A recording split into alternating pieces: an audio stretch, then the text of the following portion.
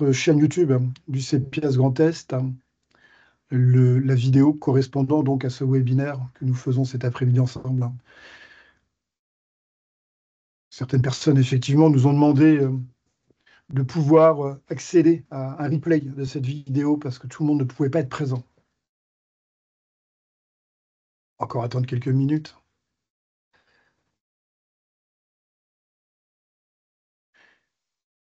Le programme est affiché, hein. Je crois que je l'ai affiché, là, le programme à l'écran, vous l'avez sous les yeux. Donc on débutera par... ah ben voilà, Caroline, je m'inquiétais. Caroline sera intervenante cet après-midi, Caroline Fier. Donc c'est parfait. Bonjour. Bonjour.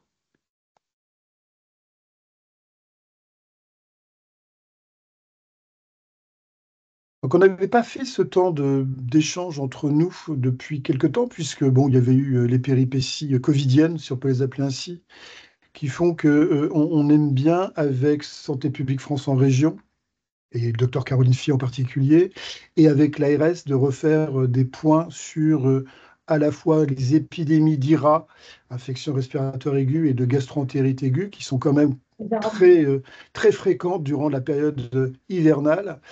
On aime bien refaire le point avec vous, professionnels des ESMS, pour justement bien comprendre la problématique et ce qu'on doit mettre en face comme élément de réponse. Donc il y aura 4 temps dans cet après-midi. Un premier temps épidémiologique avec donc des interventions de l'ARS et de Santé publique France en région. Et puis, nous ferons dans la deuxième partie un double temps, plus court probablement, mais nous ferons ce temps avec que doit-on faire, en fait, les principales recommandations. Et on prendra comme support un excellent document réalisé par la mission nationale Primo sur le sujet. Et puis, on finira par juste une information sur une expertise ou tout du moins un travail en cours réalisé par plutôt le côté Champardonnais de la région Grand Est sur vaccination et professionnels. Je dis qu'on commencerait à 14h05, donc j'essaye de meubler d'ici 14h05, mais j'y arrive. Alors, il y a beaucoup de gens qui sont à l'extérieur pour l'instant, on va tous les faire entrer. Voilà.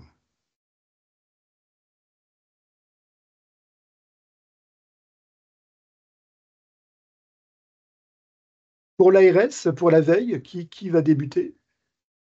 Ce sera moi, c'est Anne-Claire. Ok, Anne-Claire. Je vais vous laisser la main dans quelques minutes parce que je vais arrêter le partage de mon écran. J'avais mis cette diapo pour meubler l'arrivée des personnes inscrites, hein. Et puis ça permettait d'avoir une vue. Alors il y a Madame Morel-Céline qui essaye désespérément de rentrer. La pauvre, je ne sais pas, ça ne fonctionne pas apparemment. Je vous laisse la main. D'ailleurs, je vais arrêter le partage. Comme ça, Anne-Claire, vous allez avoir la main pour afficher votre diaporama. Ça y est, vous avez la main. Bien entendu, maintenant vous avez tous et toutes l'habitude des webinaires, hein. On coupe son micro. Et puis si vous ne voulez pas apparaître à l'écran, vous pouvez aussi couper votre caméra. À la fin de chaque intervention, on aura des temps d'échange qui permettront effectivement de poser des questions, si nécessaire, aux intervenants. J'ai oublié de me présenter. Je suis Loïc Simon, je suis responsable du CEPIAS Grand Est, pour ceux qui ne me connaîtraient pas. Ça peut encore arriver. Et puis donc maintenant, on va laisser la place à la veille sanitaire et vigilance, et donc à Madame Anne-Claire Rémy. Je laisse Anne-Claire se présenter. C'est à vous, Anne-Claire. Merci. Tout le monde voit bien mon écran? C'est bon? Oui. Merci. Donc effectivement, moi je suis Anne-Claire Rémy, je suis infirmière au département veille sanitaire et vigilance de l'ARS Grand Est, et je vais donc débuter ce webinaire en vous faisant un point vraiment sur la partie signalement, sur ce qu'il faut signaler à l'ARS, comment on signale à l'ARS, un petit point sur notre rôle quand même nous à la veille sanitaire. Et puis, concernant les cas groupés d'IRA et GEA en ESMS, je vous reparlerai des objectifs et des critères de signalement et le rôle des différents intervenants. On va essayer de ne pas être trop redondant entre les différentes présentations. Donc, qu'est-ce qu'il faut signaler à l'ARS? C'est assez large, hein, c'est tout événement susceptible d'avoir un impact sur la santé de la population ou sur le fonctionnement de l'offre de soins. Ce qui va vous en principe, en général, vous concernez déjà dans un premier lieu, c'est les épidémies. Celles qu'on rencontre le plus souvent, c'est évidemment les épidémies d'IRA, donc infection respiratoire aiguë, de GEA, gastroentérite aiguë, et de Galles. C'est vraiment les 3 signalements qu'on retrouve le plus souvent en ESMS. Mais vous pouvez aussi être amené à signaler des maladies à déclaration obligatoire. En général, les MDO, donc maladies à déclaration obligatoire, nous sont signalées par les cliniciens ou les biologistes qui suivent les patients, enfin vos résidents, lorsqu'ils sont hospitalisés pour une MDO. Maintenant, ça peut arriver que vous aussi, vous ayez une maladie à déclaration obligatoire à nous signaler. Ça peut être un cas de légionellose dont vous avez connaissance avant nous, ou alors ça arrive quand même assez régulièrement qu'on reçoive des signalements de suspicion de TIAC, donc de toxi-infection alimentaire collective. Et donc ça, c'est aussi une maladie à déclaration obligatoire. Dans les autres signaux qui nous arrivent à l'ARS, il y aura tout ce qui est infection associée aux soins, les événements indésirables graves associés aux soins, les événements environnementaux, que ce soit de la pollution de l'air, de l'eau, donc tout ce qui peut avoir un impact sur la santé. Comment on signale à l'ARS? Alors, vous allez voir qu'il y a différentes portes d'entrée. En fonction de ce que vous allez devoir déclarer, ce ne sera pas forcément la même plateforme de signalement. La porte d'entrée, en tout cas de l'ARS, c'est le point focal régional, le PFR. Toutes les maladies à déclaration obligatoire, toutes les pathologies à potentiel épidémique hors signalement d'IRA, GEA en ESMS, tous les événements environnementaux vont nous arriver par le point focal régional. C'est vraiment la porte d'entrée de l'ARS. C'est un point qui est ouvert 24 heures sur 24, 7 jours sur 7. Préférentiellement, passer plutôt par l'envoi d'un mail. La boîte mail est vraiment consultée régulièrement. Si c'est au milieu de la nuit, il vaut mieux privilégier le téléphone, mais en journée, vraiment, le mail est vraiment ce qui est le plus rapide pour faire un signalement. Et vous pouvez retrouver toutes les coordonnées sur le site de l'ARS Grand Est à la rubrique Alerter, signaler, déclarer. La porte d'entrée qui va nous intéresser préférentiellement aujourd'hui, c'est le portail de signalement des événements sanitaires indésirables.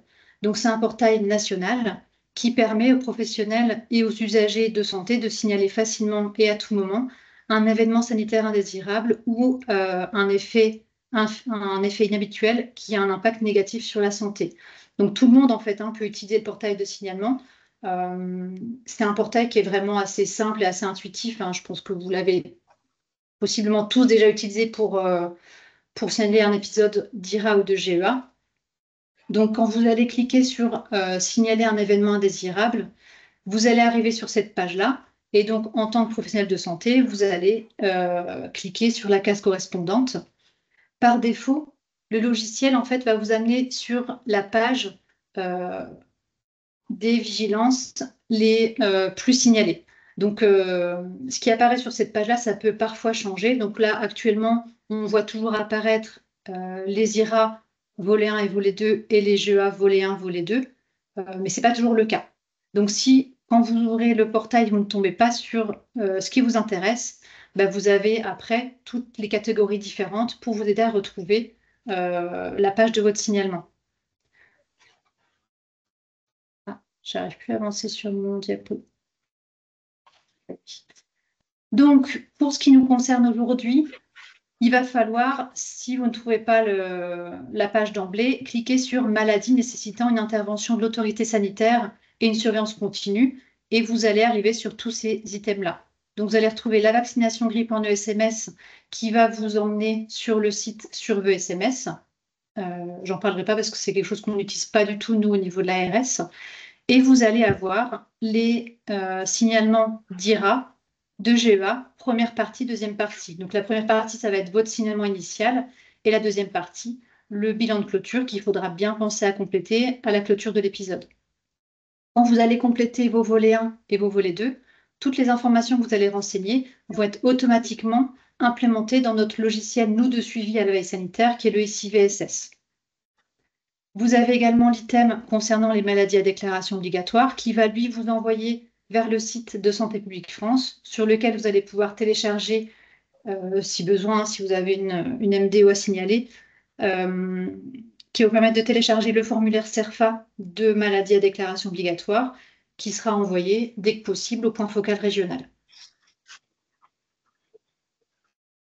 Troisième moyen de signalement, c'est la plateforme eSign, alors qui va être utilisée uniquement pour les professionnels en établissement sanitaire. Donc en général, c'est le responsable du signalement de l'établissement sanitaire, qui est le praticien hygiéniste bien souvent, qui va faire le signalement. Les signaux sur eSign vont être reçus par l'ARS, par le CEPIAS et par Santé publique France au niveau national. Et puis chaque mois, on a une revue mensuelle pour revoir ensemble les signaux qui sont en cours. Donc là, vous n'allez pas être trop concerné aujourd'hui, mais ça concerne surtout les EHPAD qui sont rattachés à un CH. On reçoit aussi des signalements de cas groupés d'IRA, de GEA, par exemple en USLD ou en SSR. Un petit point rapide sur la veille sanitaire, savoir vous expliquer un petit peu ce qu'on fait nous au niveau de la veille à l'ARS. Donc, on est une équipe pluridisciplinaire, on est des médecins, des infirmières, on est répartis sur l'ensemble de la région Grand Est, essentiellement sur Nancy et Strasbourg, et puis on a un membre de l'équipe qui est un petit peu tout seul, le pauvre à Chalon. On travaille en collaboration étroite avec le point focal régional, puisque c'est vraiment eux qui nous envoient tous les signaux qu'on va traiter. Notre rôle, c'est donc de recevoir les signaux susceptibles de menacer la santé de la population, de les valider, les analyser et les traiter, de mettre en place les mesures de gestion en lien avec les déclarants, donc avec vous potentiellement, et avec les partenaires concernés, soit en interne à l'ARS ou alors en externe. Donc, ça peut être les services santé-environnement pour tout ce qui est légionellose, les services de sécurité alimentaire quand il s'agit de toxi-infection alimentaire collective, mais également le CEPIAS, Santé publique France en région, la médecine scolaire, les services de PMI. Ça va vraiment dépendre du type de sément qu'on va traiter. On va suivre les signaux jusqu'à leur clôture.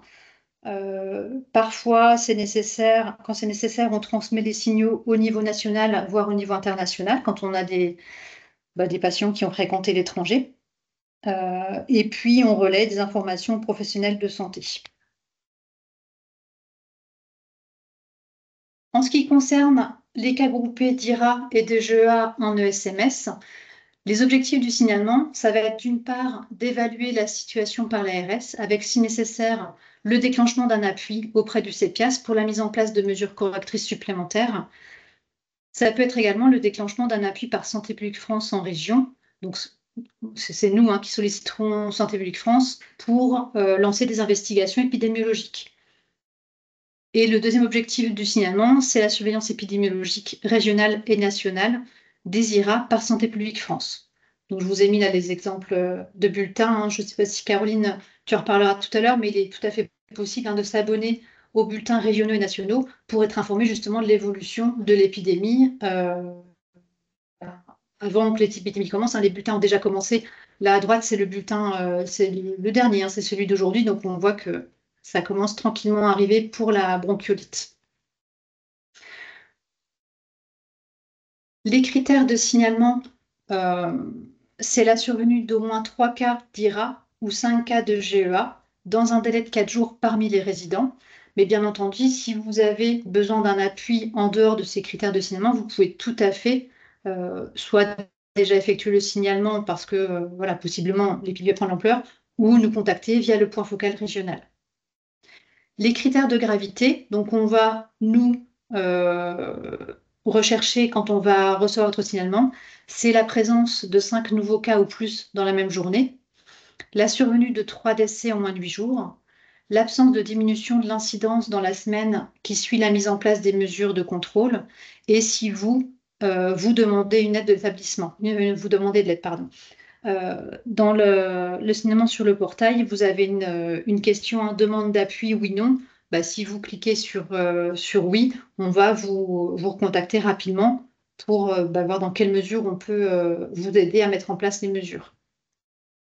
Donc, en présence de critères de gravité et en fonction de l'évolution, on va effectuer un suivi hebdomadaire ou pluri-hebdomadaire en vous demandant un envoi de la courbe épidémique. C'est vraiment ce qui nous permet de suivre l'évolution de l'épidémie. On prendra contact avec vous, soit par téléphone, soit par mail, et puis on demandera, si c'est nécessaire, un appui au CEPIAS. Pour finir, donc un petit vraiment rappel du rôle de tous les intervenants au niveau local, régional et national. Donc tout d'abord, vous, au niveau local, votre rôle, c'est d'assurer une surveillance locale continue et de détecter rapidement une épidémie afin de mettre en place les premières mesures de contrôle dès que possible et d'organiser les mesures d'investigation complémentaires, que ce soit de la biologie, de la radiologie ou d'autres mesures.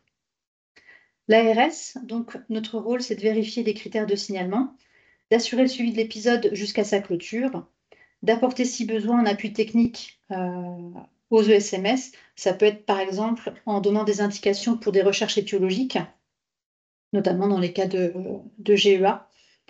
Et on va solliciter si besoin l'appui du CEPIAS et de Santé publique France en région. Le CEPIAS donc assure une expertise technique sur la prévention et la gestion du risque infectieux et apporte sur demande un appui à l'établissement dans la mise en place des mesures de contrôle. La cellule régionale de Santé publique France donc est disponible aussi pour apporter, si besoin, un soutien dans les orientations et investigations étiologiques et assure une rétro-information régulière hebdomadaire et annuelle sur les épisodes de cas groupés d'IRA. Au niveau national, dans les épisodes d'IRA-GEA, c'est quand même rare qu'on fasse appui au niveau national. Mais en tout cas, voilà, le circuit existe. Donc le CORUS, c'est le centre opérationnel de régulation et de réponse aux urgences sanitaires et sociales, peut apporter un appui national à la gestion en intervenant sur demande de l'ARS. Et puis Santé publique France assure l'assurance épidémiologique nationale des IRA et en mesure l'impact en santé publique. Et elle a également pour rôle de promouvoir la vaccination contre la grippe et les mesures de prévention contre les infections associées aux soins. Donc j'en ai fini pour ma présentation et je suis disponible si vous avez des questions, s'il y a des choses qui n'étaient pas claires pour vous. Merci Anne-Claire. Donc si vous souhaitez poser une question à Madame Rémy concernant effectivement les modalités de signalement, donc vous avez bien compris qu'il existait au moins deux grandes familles de modalités, soit via ESIN, soit via le portail. C'est pas toujours très clair pour les utilisateurs. Est-ce que certains d'entre vous ont besoin d'éclaircissement ou avez-vous des questions? Alors, le principe est ça, vous levez la main, on vous donne la parole, hein. Mais peut-être n'avez-vous pas de questions. Alors, soit c'est parce qu'on est en pause prandiale et vous avez trop mangé ce midi et du coup vous êtes en train de somnoler, ou alors la présentation, on va plutôt partir du principe que la présentation d'Anne-Claire Rémy était parfaite, hein. Ben oui. Hein. Point de question? Point de question sur la présentation. Voilà. Des éclaircissements seraient les bienvenus. Qui écrit ça? Stéphanie Grevin. Grevin, excusez-moi, j'ai peut-être déformé votre nom. Alors, des éclaircissements seraient les bienvenus. Quels éclaircissements souhaitez-vous obtenir, Madame Grevin? Si vous avez un micro, prenez la parole. Si vous n'avez pas de micro, c'est un peu plus difficile. Quels éclaircissements seraient les bienvenus? Ah. Entre les types de signalement. Alors, Alors, j'ai cru comprendre que vous n'avez pas de micro, donc vous tapez dans le chat, ce qui est tout à fait possible. Est-ce que c'est clair pour vous, Anne-Claire, entre les types de signalement? je peux repartager mon écran, ce sera peut-être plus simple. Je vais me remettre Ouais. sur la partie concernée. Alors, sur les types de signalement. Donc, le premier, si on part vraiment du sujet qui nous intéresse aujourd'hui, donc les cas groupés d'IRA, GEA, le point de signalement, c'est le portail. C'est vraiment ce mode de signalement. Si jamais vous vous trompez et que vous écrivez, que vous envoyez un mail, que vous appelez le point focal régional pour dire j'ai une épidémie d'IRA ou de GEA déclarée dans mon EHPAD, le PFR va vous dire ou vous renvoyer un mail pour vous dire passez par le portail des signalements. Si vous êtes pour tout ce qui. Donc, le portail des signalements, ça va être les signalements d'IRA, GEA. Ça peut aussi être des événements indésirables suite à l'administration d'un vaccin, d'un médicament, d'un cosmétique, de don du sang. C'est vraiment tous les signalements qui sont relatifs à la santé de la population. Et c'est vraiment accessible à tous. Un particulier peut signaler un événement indésirable sur le portail. Si si ça passe pas par le portail, peut-être que ça peut passer par ICIN. Si vous êtes en établissement sanitaire, mais que vous voulez signaler un événement qui concerne un EHPAD qui est rattaché à votre CH, Parfois, on reçoit le signalement par le portail, parfois, on reçoit le signalement par ISIN. Nous, le principal, c'est qu'on ait le signalement, hein. C'est vraiment ce qui vous arrange le plus, vous, et ce qui est le plus fréquent dans votre pratique quotidienne. Et puis, pour tout le reste, eh ben, ça va être le point focal régional, en fait. Et si jamais le point focal régional n'était pas le bon mode d'entrée, bah, de toute façon, vous serez réorienté, en fait, pour avoir la bonne démarche pour signaler signaler l'événement que vous voulez signaler à l'ARS. Je ne sais pas si c'est plus clair comme ça. Elle vous remercie. Je vous en prie. Anne-Claire, si je résume, je sais comment faire le signalement. Donc, du coup, je vais directement sur le bon site, hein, soit sur le site dédié signalement, soit sur ESIN si je suis dépendant d'un établissement sanitaire. Et si dans le pire des cas, je ne sais pas, j'appelle le point focal régional qui saura m'aiguiller sur dans la bonne direction. Hein, Oui, tout à on fait. peut dire ça. Alors, Oui. c'est clair qu'il faut peut-être pas privilégier l'appel au point focal régional dans un premier temps. C'est juste si on n'est pas très clair sur comment signaler. On Hmm. peut résumer ainsi? Oui, tout à fait. D'accord. Est-ce qu'il y aurait d'autres questions en dehors de Madame Stéphanie Grevin, que je remercie, que nous remercions? S'il n'y a pas d'autres questions, on va peut-être passer sur la deuxième partie qui était donc le point épidémio avec quels ont été les signalements réalisés d'IRA. Et je crois que d'abord, on va faire les IRA avec Caroline, hein, docteur Caroline Fier, et puis après les GEA, c'est la veille hein, sanitaire. Je ne sais pas si c'est encore vous, Anne-Claire, ou si Non, ce c'est... sera Olivier Calch. Ok, très bien, très bien. Donc du coup, là, on va laisser la parole donc au docteur Caroline Fier de Santé publique France, elle serait se présenter, elle est assez grande, qui elle va vous faire part de la situation épidémiologique passée et de vous faire une sorte de cartographie de l'évolution des signalements qui ont eu lieu dans la région Grand Est. Tu peux, si tu le souhaites, Caroline, partager un document, j'imagine que tu as un PowerPoint, hein. Tout à fait. C'est C'est ce à que je toi. vais faire. Merci, Loïc. Donc oui, docteur Caroline Fiet, je suis médecin épidémiologiste à Santé publique France. Donc je pense que vous l'avez compris hein, de la présentation d'Anne-Claire, mais Santé publique France, qui est l'Agence nationale de santé publique, a des antennes en région. Et donc moi, je fais partie de l'antenne Grand Est. Donc on est entre autres en charge de la surveillance des IRA, pas que dans les ESMS, mais aujourd'hui c'est surtout celle dans les ESMS qui va nous intéresser. Est-ce que c'est bon pour le partage d'écran? Oui, c'est parfait, Caroline. Donc, c'est le bilan 2023-2024. C'est vrai que historiquement, quand on faisait ce bilan, on faisait vraiment un bilan hivernal, parce que finalement, c'était surtout pendant l'hiver que vous aviez des infections respiratoires aiguës. On va voir que c'est un petit peu différent maintenant. Donc, le bilan, il va porter plutôt sur une année, en fait, donc d'octobre 2023 à septembre 2024. Donc, je ne vais pas revenir sur les modalités de signalement hein, que Anne-Claire vous a présentées. Donc, maintenant, ça passe par le portail. J'avais juste remis les critères parce que, comme elle l'a dit, il y a une petite différence entre IRA et GEA, puisque IRA, il faut signaler à partir de 3 cas dans un délai de 4 jours parmi les résidents. Donc, combien on a eu de signalements sur la période 2023-2024? On en a eu 561. Donc, je ne sais pas si ça vous parle beaucoup en ordre de grandeur. Si on regarde ce qu'on avait avant le Covid, on était entre 150 à 150 par an. Donc, on voit qu'on en a beaucoup plus maintenant. Donc le premier bilan, le premier volet, pardon, donc on en a eu 561 et pour 80% des signalements, on a reçu un bilan final. Donc le bilan final, c'est vraiment celui qui va nous permettre d'avoir une vision vraiment définitive à combien vous avez eu de cas, quelles ont été les mesures qui ont été mises en place, est-ce que vous avez reçu de l'aide, etc. Donc c'est vrai que pour nous, il est quand même assez important. Vous étiez 37% de signalants à nous déclarer que vous étiez dans un établissement conventionné avec une équipe opérationnelle d'hygiène ou une équipe mobile d'hygiène. Ce signalement, eh ben, vous l'avez fait entre 0 et 58 jours après le début des signes. Alors, bon, 58, ça a l'air d'être vraiment une donnée extrême. En fait, si vous regardez, la majorité, donc la moitié des signalements ont eu lieu dans les 4 jours après le début des signes et les 3 quarts ont eu lieu dans les 7 jours. Donc, c'est quand même assez rapide. Si on regarde un petit peu, si on répartit ces 560 signalements sur le département, on voit que ça va de 15 dans la Meuse, qui est le département qui en a signalé le moins, à 115 dans le Bas-Rhin, le département le plus peuplé, donc c'est pas très surprenant. Et ça représente à peu près 20% des signalements qui ont eu lieu dans le Bas-Rhin. Au cours de l'année, finalement, ce que je vous disais en introduction, on voit que on a un petit peu tout le temps des IRA dans les ESMS. Alors, un petit peu moins à certaines périodes. On voit que le printemps, finalement, on n'en avait plus beaucoup. Mais on en a l'hiver, mais finalement, on peut aussi tout à fait en avoir l'été. Donc, la grosse différence avec ce qui se passait avant 2020, c'est que la grippe, finalement, donc c'est les barres en bleu foncé, ça ne représente pas une si grosse partie des IRA que vous nous signalez. Et en fait, la partie rose, donc ça, c'est les épisodes liés au Covid, on voit qu'ils sont vraiment majoritaires.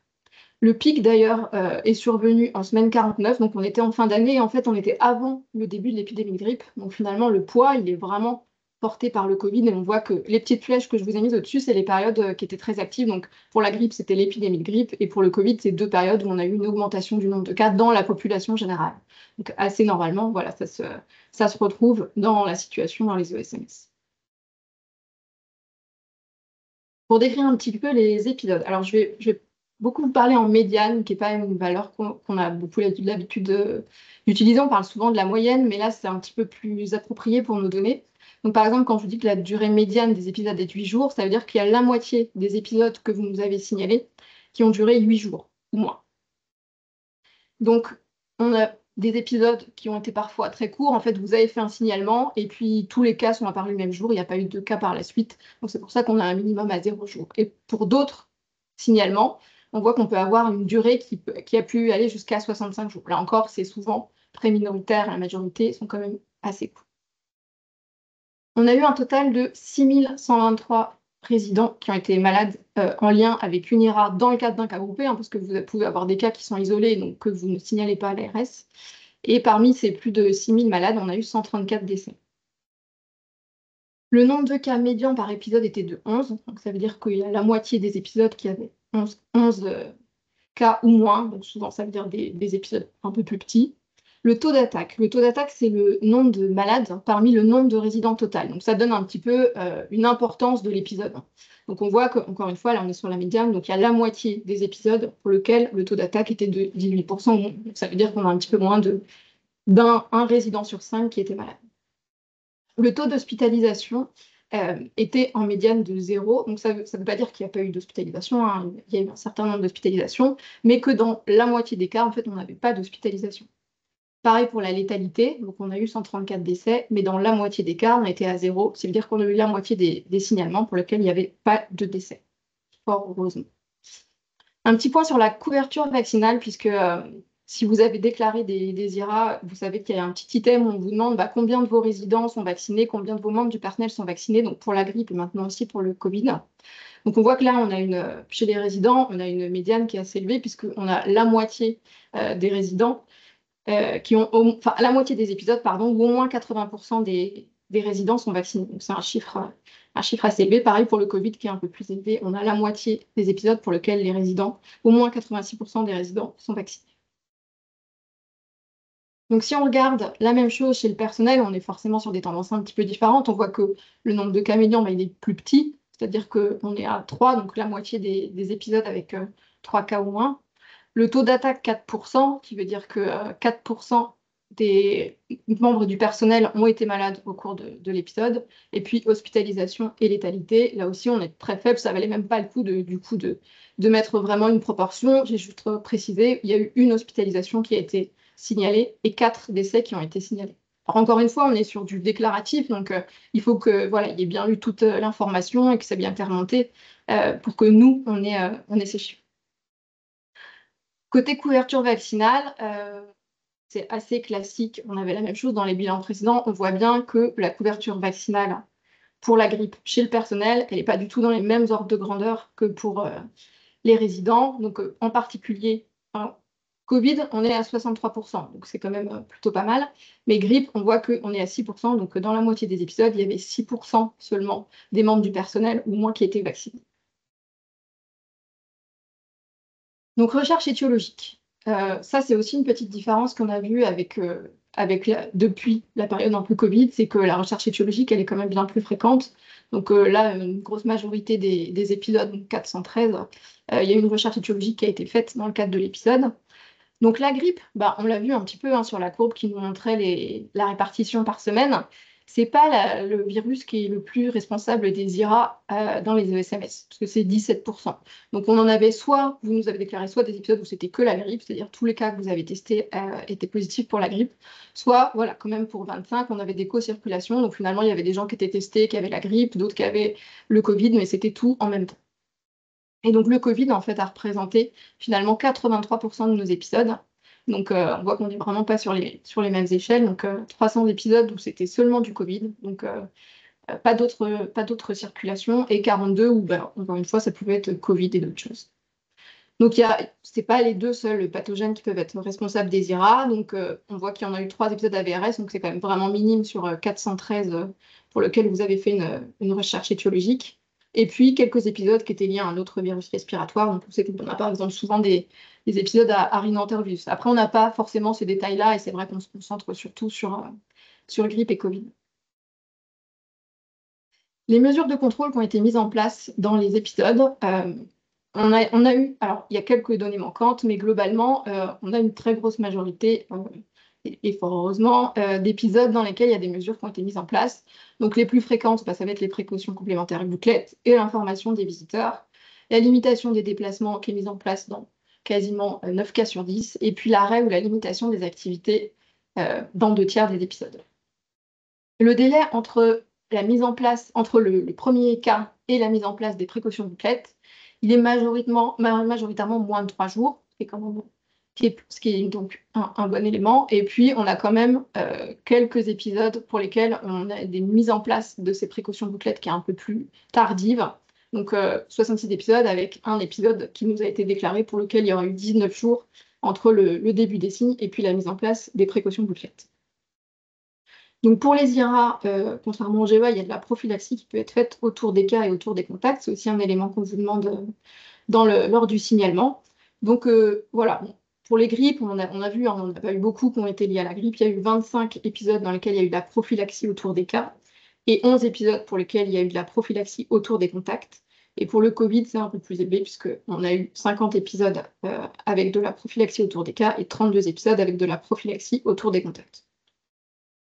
On vous demande aussi dans ce signalement, 1, si vous avez besoin d'aide, et 2, dans le bilan final, on vous demande si vous avez reçu de l'aide. Donc il y a 1 tiers des épisodes où vous nous avez précisé avoir reçu de l'aide. Donc voilà, les possibilités étaient assez réduites. C'était soit l'ARS, soit le CEPIAS, soit le recours à l'équipe opérationnelle d'hygiène ou l'équipe mobile d'hygiène. Donc pour finir, un petit mot pour reparler de la grippe, parce que finalement, on a eu, après le Covid, des épidémies de grippe qui étaient un petit peu atypiques. Donc on a eu 2021-2022 où elle était très en retard, 2022-2023 où elle était très en avance et assez intense. Là, on est un petit peu revenu à des choses classiques. Donc on s'attend à ce que ce soit la même chose pour cette année, avec voilà, une épidémie qui commence plutôt en fin d'année et puis qui dure un petit peu sur le début d'année suivante.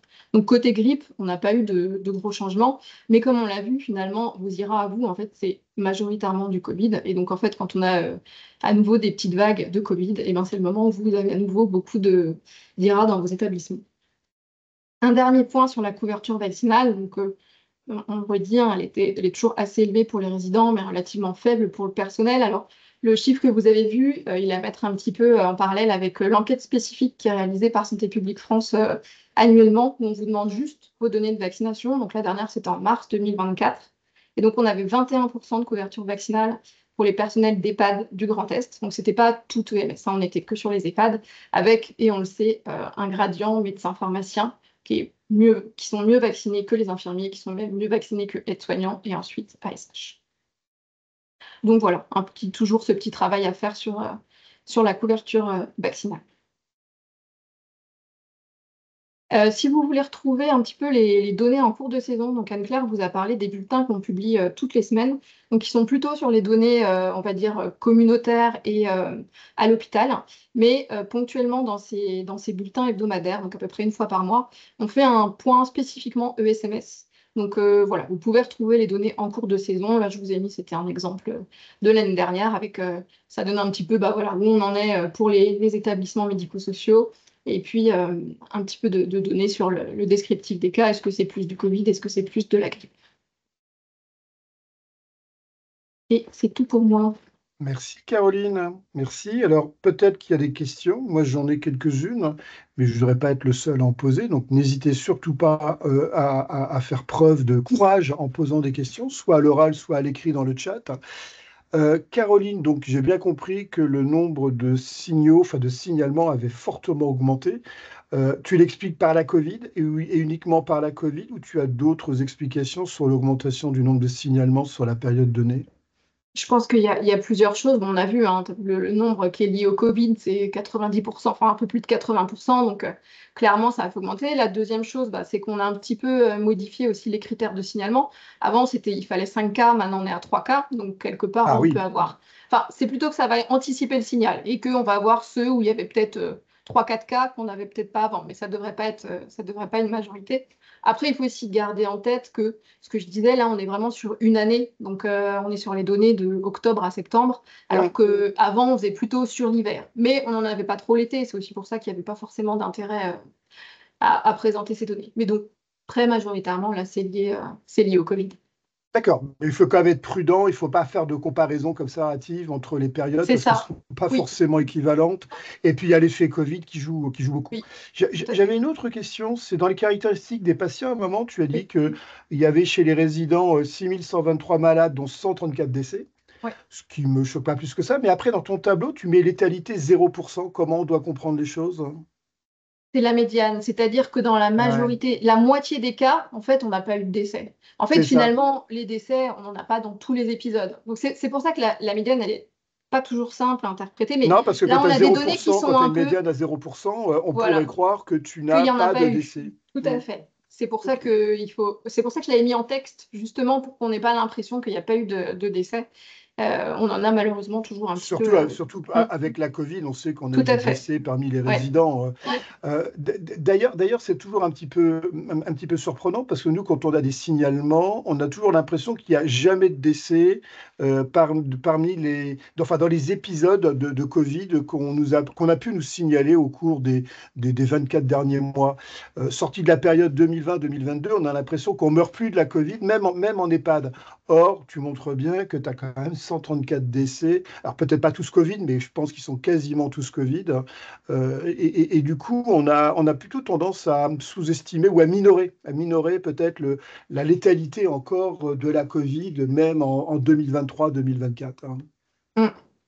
Oui, il y a toujours quand même un petit peu, enfin voilà, c'est vrai qu'on en parle un peu moins, donc on a l'impression que voilà, c'est un peu moins grave, les gens sont vaccinés, donc voilà, il y a un peu moins de formes graves, heureusement. Mais on voit bien que sur les publics un peu plus fragiles, eh ben, on continue d'avoir des décès. Y a-t-il d'autres questions? J'avais juste un commentaire supplémentaire, mais je ne voudrais pas être le seul à parler, c'est toujours un peu gênant. J'ai vu que l'accompagnement par les OH et les EMH était de l'ordre de, je sais plus, 36-37%, ce qui est peu quand même, je trouve. C'est vrai qu'on avait pour objectif dans la région Grand Est de développer les équipes mobiles en hygiène pour justement avoir un accompagnement de l'ensemble des EHPAD de l'ordre de 100%, mais là on s'aperçoit que ce n'est pas tout à fait le cas, et c'est encore loin d'être le cas. C'est quand même un élément prépondérant, c'est d'avoir un accompagnement possible. Donc, on a bien vu l'ARS qui peut jouer ce rôle en première ligne et en appui, les OH, les EMH et le CEPIAS, bien sûr, jouent ce rôle. Mais c'est peut-être pas suffisant. Il y a Madame Kébi qui a levé la main. C'est ça, Madame Kébi? Vous voulez? Oui, bonjour Merci. Monsieur Simon, comment ça va? Bonjour, Madame Kébi. Euh, Moi, je parle pour le MH que je représente, le MH Grand Est Nord-Ardenne. Au niveau des signalements, en fait, il y a eu des signalements parmi les établissements qui sont dans le périmètre de l'EMH-NA, mais je n'ai été informée que par retour de mail de l'ARS. À aucun moment, je n'ai été informée par les établissements, malgré qu'il y a une belle proximité entre l'équipe et ses résidences. Eh bien, ça prouve qu'il y a du travail en termes de com, parce Bien qu'effectivement, sûr. quand vous avez une épidémie de d'IRA ou de GEA dans un EHPAD, que cet EHPAD peut bénéficier d'un accompagnement par l'intermédiaire d'une équipe mobile en hygiène, ça paraît important que l'équipe mobile en hygiène en soit informée pour éventuellement s'assurer qu'ils n'ont pas besoin d'aide, ou si au contraire ils ont besoin d'aide, que l'EMH se mette à disposition de l'EHPAD. Donc là, il y a effectivement une transmission d'informations à améliorer. Mais on va dire que les EMH dans le Grand Est sont des EMH jeunes, et donc elles ne sont pas encore totalement inscrites dans le paysage, mais vous allez faire votre place tout autant que vous êtes, hein. Je vous encourage. Merci, Madame Merci. Kelly. Sophia, tu voulais prendre la parole? Ouvre ton micro, par contre. Il est fermé pour l'instant. Ouais. Il est toujours. Ah, Voilà. voilà, c'est mieux C'est comme ça bon. quand même. C'est mieux.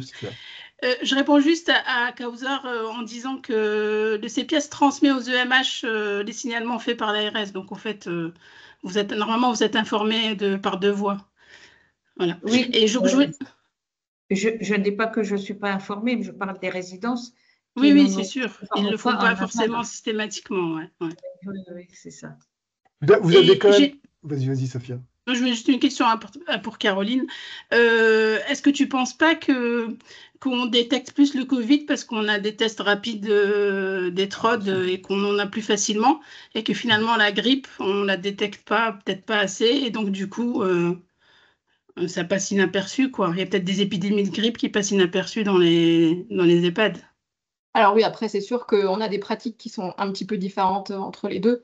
Et on voit bien, enfin, en tout cas, de toute façon, on voit qu'il y a plus de recherche étiologique globalement. Donc c'est clair que le Covid est beaucoup plus recherché. Donc je pense qu'on le trouve plus. Donc c'est possible que la grippe peut-être soit moins facilement, en tout cas dans les établissements, moins facilement recherchée. Et que du coup, ça biaise un petit peu. Mais je pense que malgré tout, voilà, on a quand même beaucoup plus d'épisodes liés au Covid que à la grippe. Et après, j'étais aussi étonnée parce que tu as dit qu'il y avait plus de personnel vacciné pour le Covid que pour la grippe.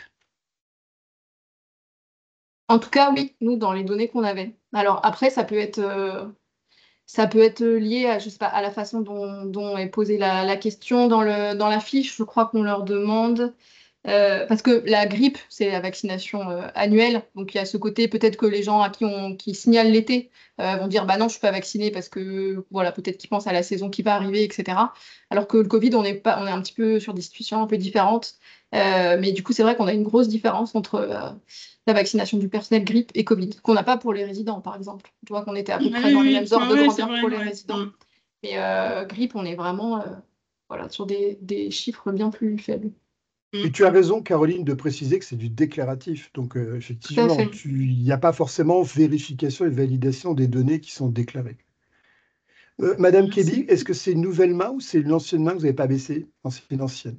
Donc, il y a Carole Dumas qui va poser une question, puis après, je vous poserai une question dans le chat de Jean-Sébastien Tricher. Carole, c'est à vous. Bonjour à tous et à toutes.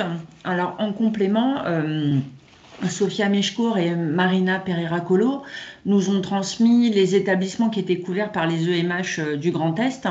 Donc, quand on reçoit les signalements de l'ARS, parce qu'on est toujours en copie, on va jusqu'au bout pour voir s'ils demandent notre appui, bien sûr, et on vérifie s'ils sont couverts par une EMH, et avec le turnover qu'il y a dans nos établissements médico-sociaux, des fois, la personne qui signale ne sait pas ou ne sait plus ou fait sa déclaration et oublie malheureusement l'IMH.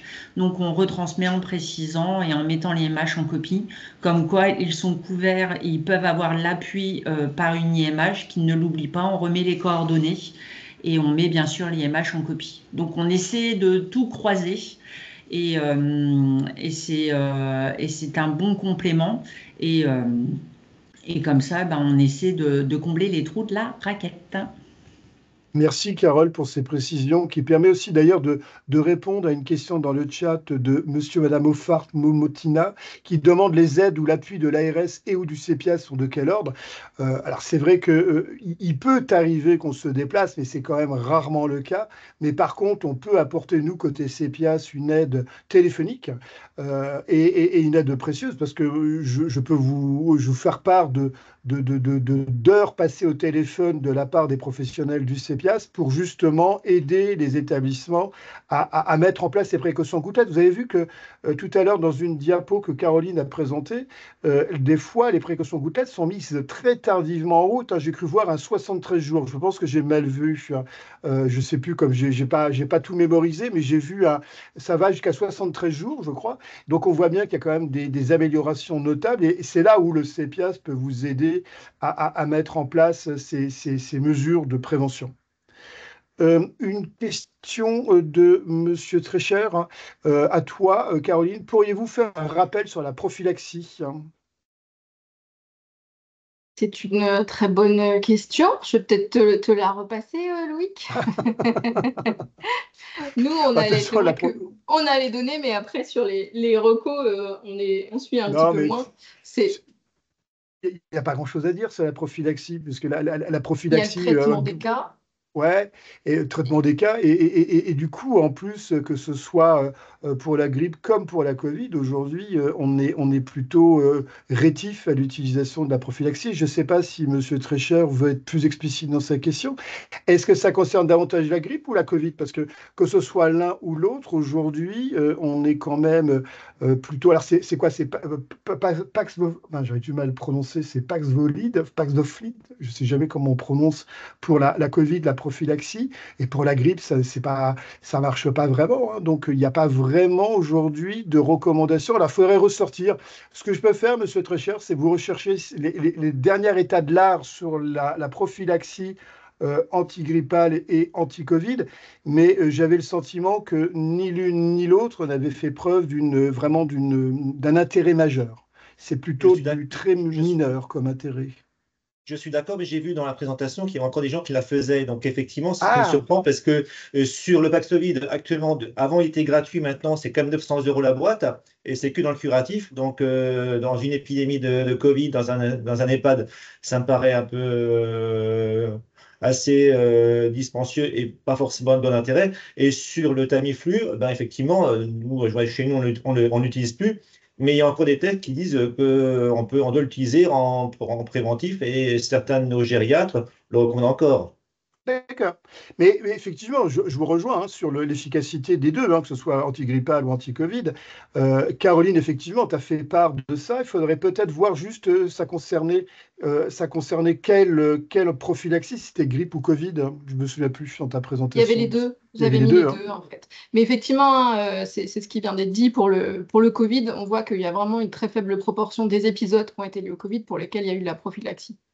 Donc, c'est quand même pas quelque chose qui est fait très, très couramment. Surtout si, du coup, il y a cette histoire de coût et d'intérêt peut-être pas toujours, pas toujours là. Mais je regarderai, Monsieur Trécher, s'il y a eu de nouveaux éléments, j'allais dire de recommandations, ça j'y crois pas à l'instant, mais de nouveaux éléments sur l'utilisation de la prophylaxie antigrippale et anti-Covid pour les prochains mois qui viennent. Mais je ne le crois pas non plus. Je vous propose qu'on avance. En tout cas, merci Caroline. On va laisser la place à Olivier. C'est Calch, votre nom. Là aussi, je n'ai pas encore bien mémorisé votre nom, Olivier. Oui, c'est bien ça. Donc, Bonjour. vous voulez mettre un document, n'hésitez pas. Oui, Vous je avez vais la main, vous pouvez partager. partager. Oui. Je vous laisse vous présenter aussi à notre public. Ouais, je mets juste en place Ouais. le partage.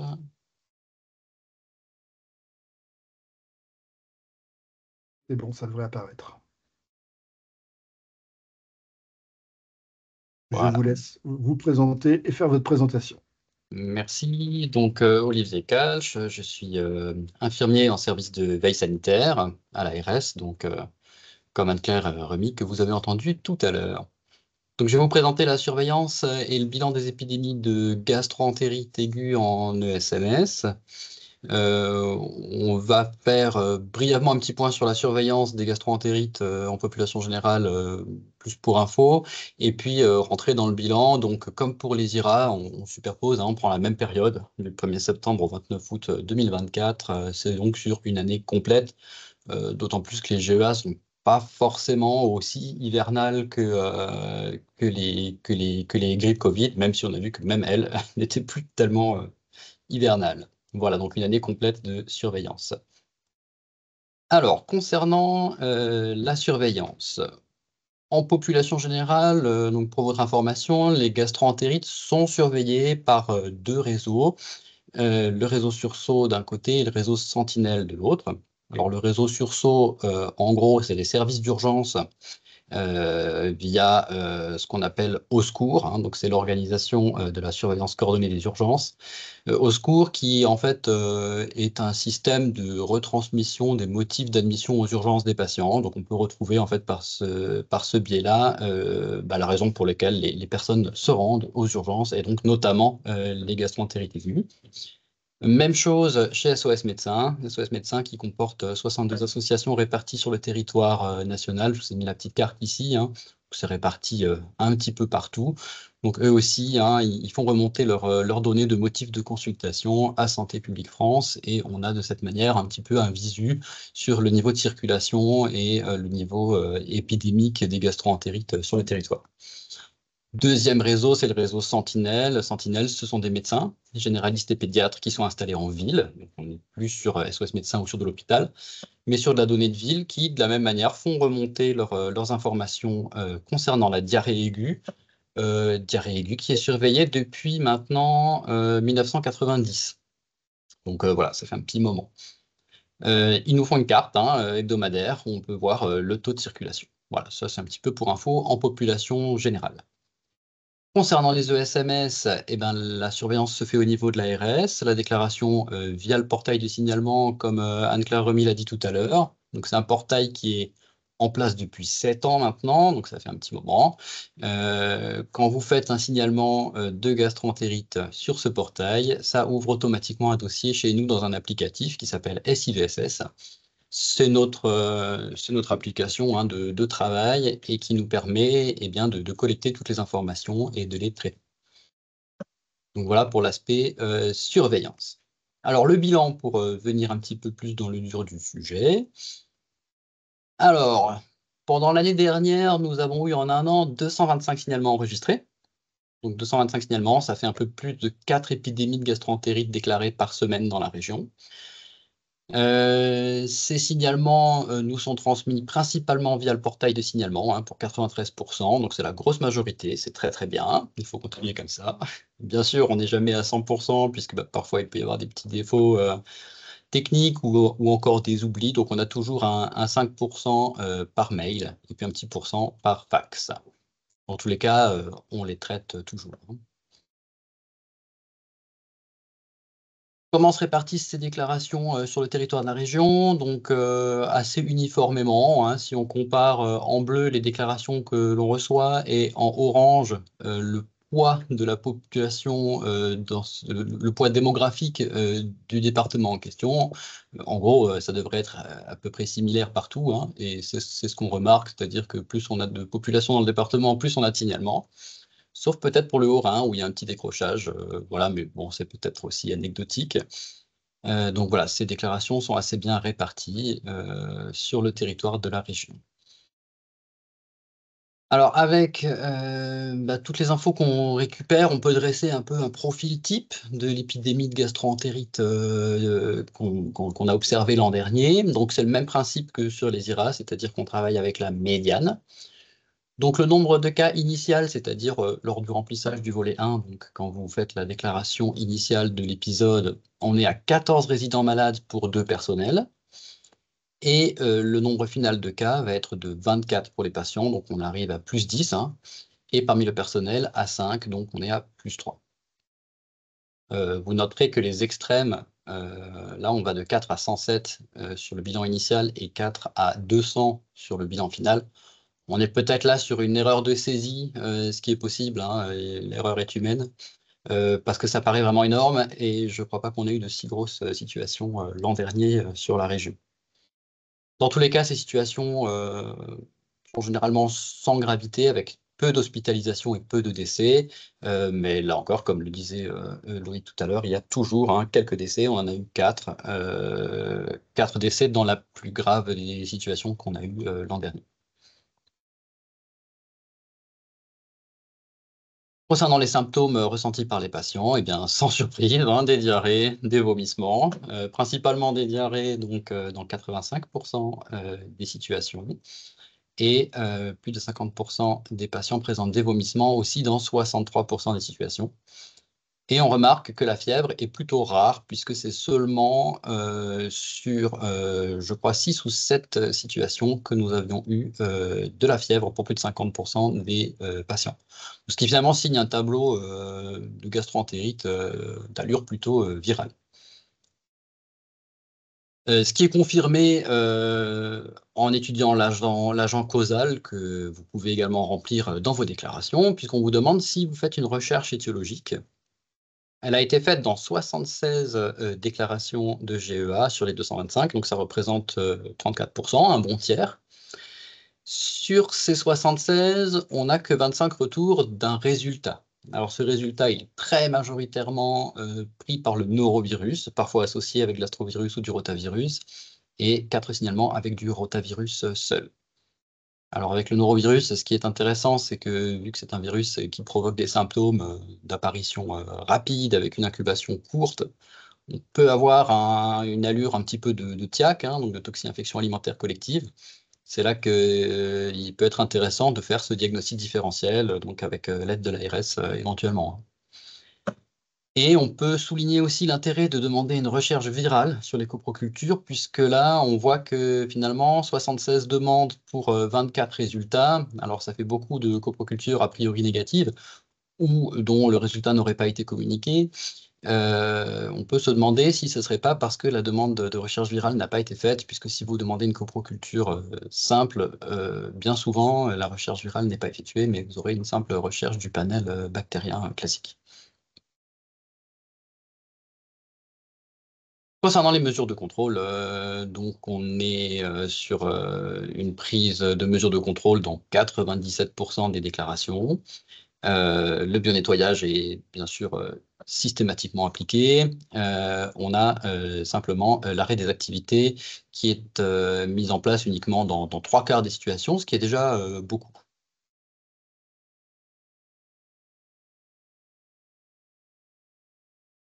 Enfin, on en parlait tout à l'heure, la demande d'appui à la gestion.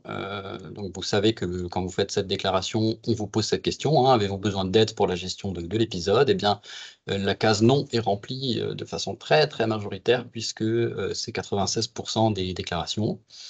Pourtant, une aide est quand même apportée, puisqu'au final, quand on vous demande si vous avez bien reçu de l'aide, la réponse oui est donnée dans 37% des cas. Donc au final, une aide qui n'a pas été souhaitée, mais qui a été tout de même apportée. Souvent par l'ARS, par les EMH, le OH et enfin le CPIAS.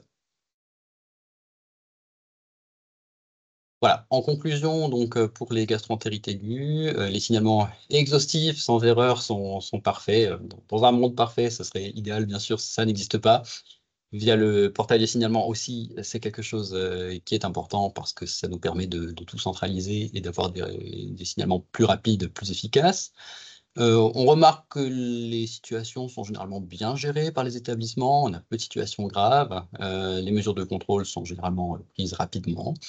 Et puis on peut souligner quand même le rôle des différents partenaires avec l'aide qu'ils peuvent apporter aux établissements si besoin, donc par les 4 intervenants que j'ai cités tout à l'heure.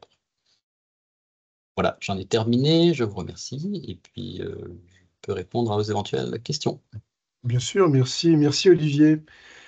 Forcément, il peut y avoir des questions. N'hésitez surtout pas à poser des questions, Olivier. Alors, c'est vrai qu'on a ce sentiment qu'aujourd'hui, les GEA, par rapport aux IRA, du fait de la Covid, est devenu presque un peu secondaire, mais ce serait un petit peu hasardeux de considérer les GEA comme étant moins graves, moins importants que les IRA. C'est vrai que les IRA, à travers la Covid, a eu une importance considérable ces dernières années. Néanmoins, les GEA restent très fréquentes en établissement.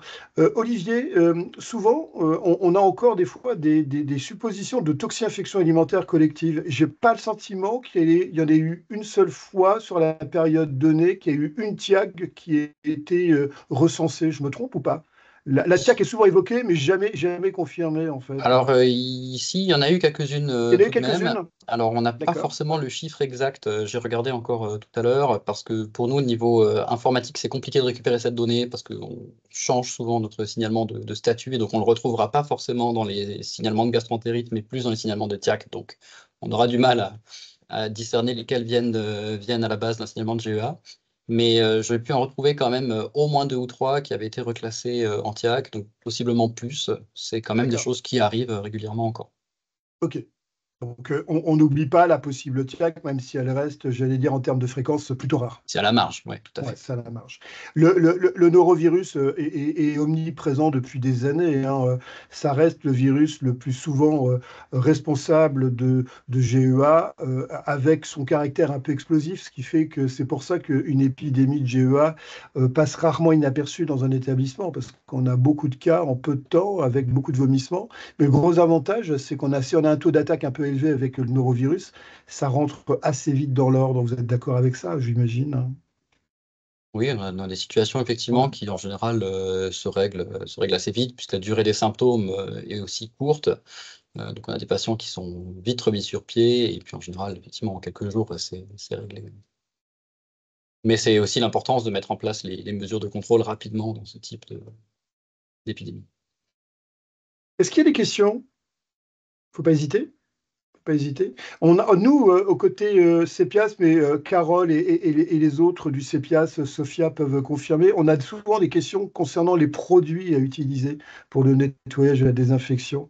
Je ne sais pas si, Carole, vous voulez faire un complément sur la nature, j'allais dire, des interrogations qu'on peut avoir, nous, côté CEPIAS.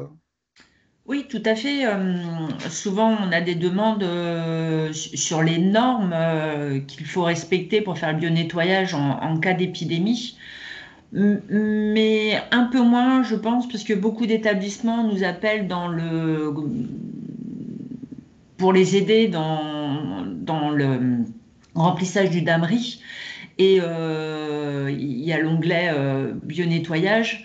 Et là, on pense et on dit que, en fait, autant prendre des produits qui sont virucides, hein, et efficaces sur les différents virus présents lors d'épidémies, les épidémies hivernales. Et donc maintenant, les établissements médico-sociaux commencent à se doter de produits détergents désinfectants avec les bonnes normes qui sont efficaces lors d'épidémies. Et aussi, ils nous contactent pour nous dire que des sociétés bio, c'est très à la mode d'être écolo dans les établissements, et en fait là ils se rendent compte et ils commencent à avoir l'expertise pour dire bah non, en fait ils sont pas bons au niveau des normes, donc on les prend pas. Il y a quand même une certaine ouverture. Alors je vous avouerai que le fait d'avoir aussi les EMH a beaucoup aidé dans la chose, hein.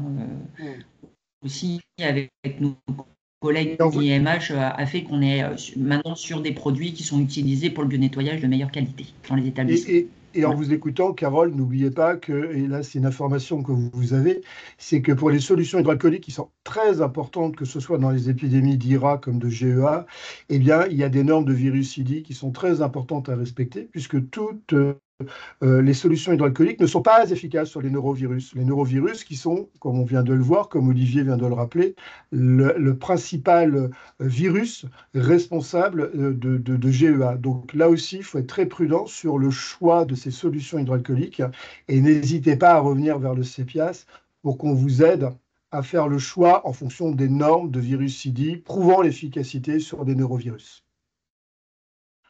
Pas de questions? Point de questions? Eh bien, on va passer à la deuxième partie, qui est plus une partie, j'allais dire, sur justement les mesures à mettre en place.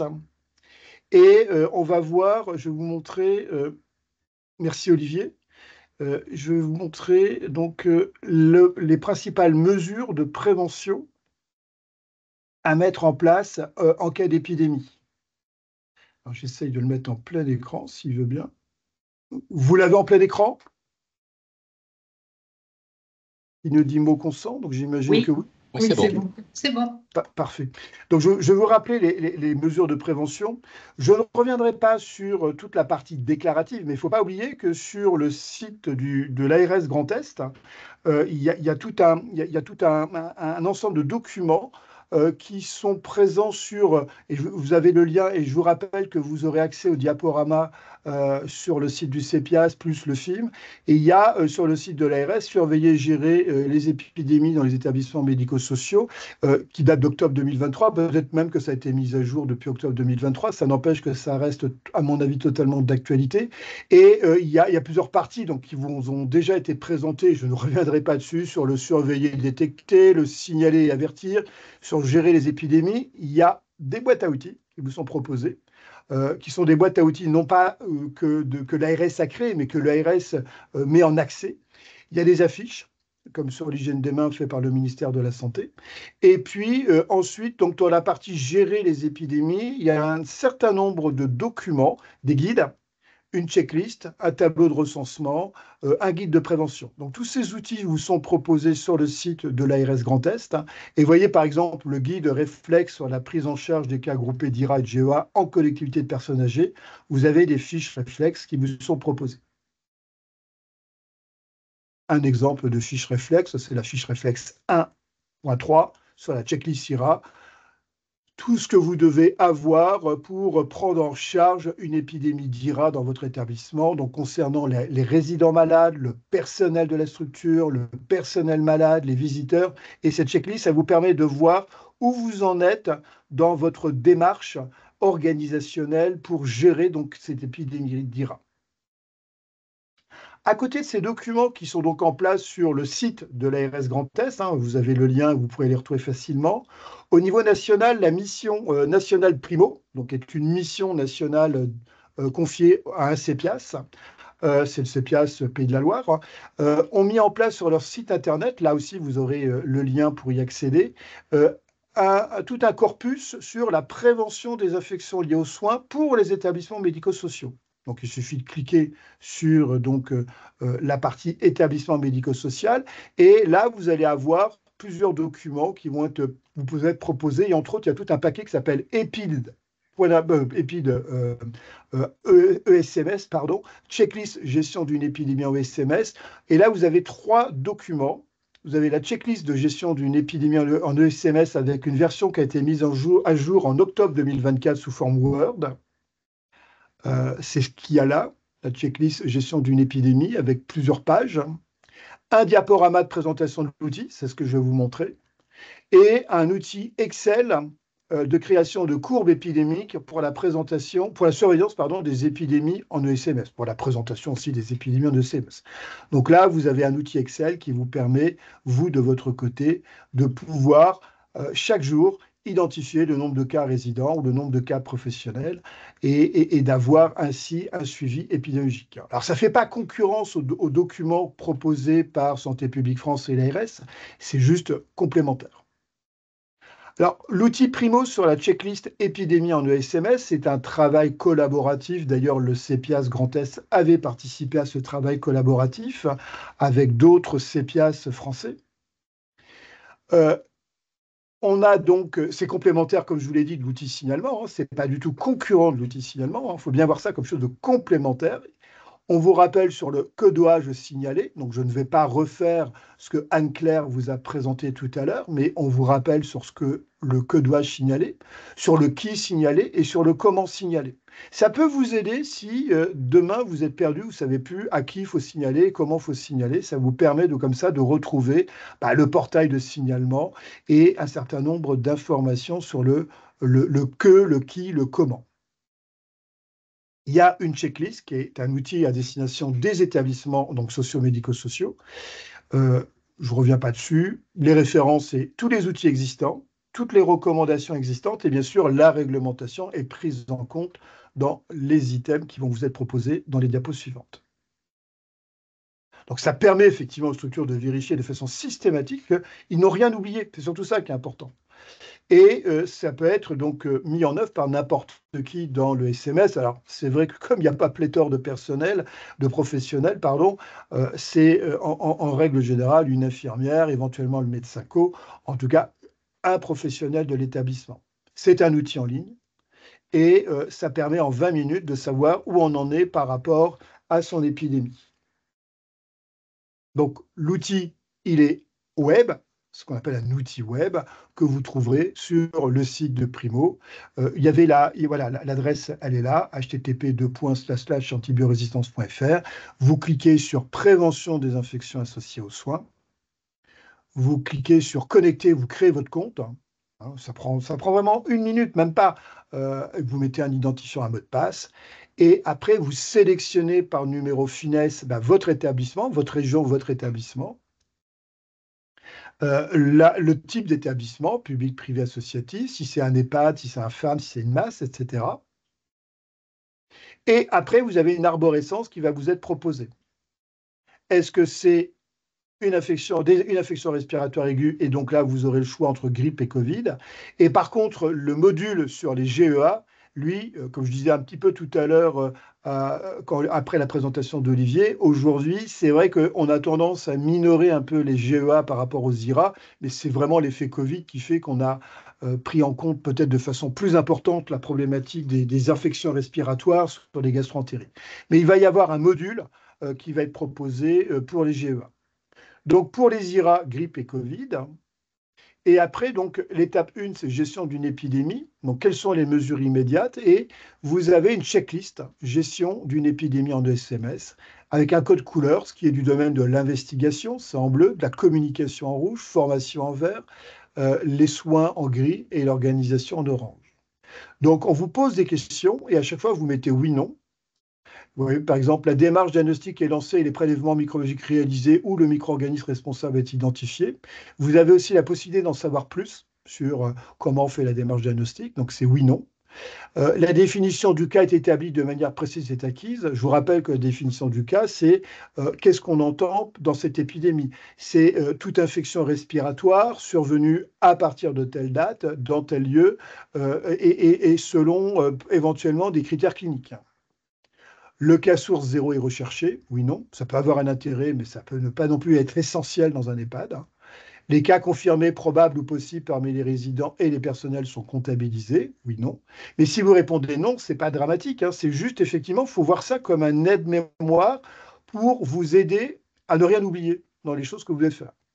Les unités où sont survenus les cas sont identifiés. Donc là, on est sur de l'investigation. En termes de com, un signalement interne a été réalisé à la direction, au médecin co, à l'EOH ou à l'EMH si elles existent. On a vu que ce n'est pas toujours le cas. À la médecine du travail, le cas échéant, c'est encore moins fréquent. Et puis après, on passe sur l'organisation. Les cas confirmés ou suspectés sont maintenus en chambre, dans la mesure du possible, oui, non. Les repas communs, visites et activités collectives sont suspendus pour l'ensemble des résidents des unités hébergeant des cas, oui, non. Alors ça, ce n'est pas toujours facile à mettre en place. Alors, ne soyons pas toujours dans l'excès. Là, on parle d'IRA, on ne parle pas de GEA. C'est vrai que dans les IRA, on a toujours la peur viscérale d'une reprise de Covid violente dans un établissement. On n'est pas toujours forcément dans cette situation aussi dramatique. Et là, on vous met les commentaires. Par exemple, quand on sélectionne une date effective, ce n'est pas bloquant, on peut continuer. Ensuite, on a toujours effectivement des éléments d'information. C'est des précautions complémentaires sont mises en œuvre autour du cas selon les modalités de transmission. Donc, il y a un document de référence. D'ailleurs, entre parenthèses, vous devez savoir, ou vous ne savez pas, mais les précautions complémentaires R et gouttelettes, que vous connaissiez depuis très longtemps, viennent d'être remplacées en octobre 2024. On est le premier pays au monde à avoir supprimé les précautions complémentaires R et les précautions complémentaires gouttelettes. Maintenant, désormais, elles s'appellent les précautions complémentaires respiratoires. Et je vous invite, je fais un teasing, pour un webinaire que le CEPIAS organise le 13 décembre prochain, je crois, c'est le 13 décembre prochain, on vous confirmera, sur que doit-on savoir sur ces nouvelles précautions complémentaires respiratoires et en quoi elles diffèrent des précautions complémentaires R et gouttelettes que vous connaissiez.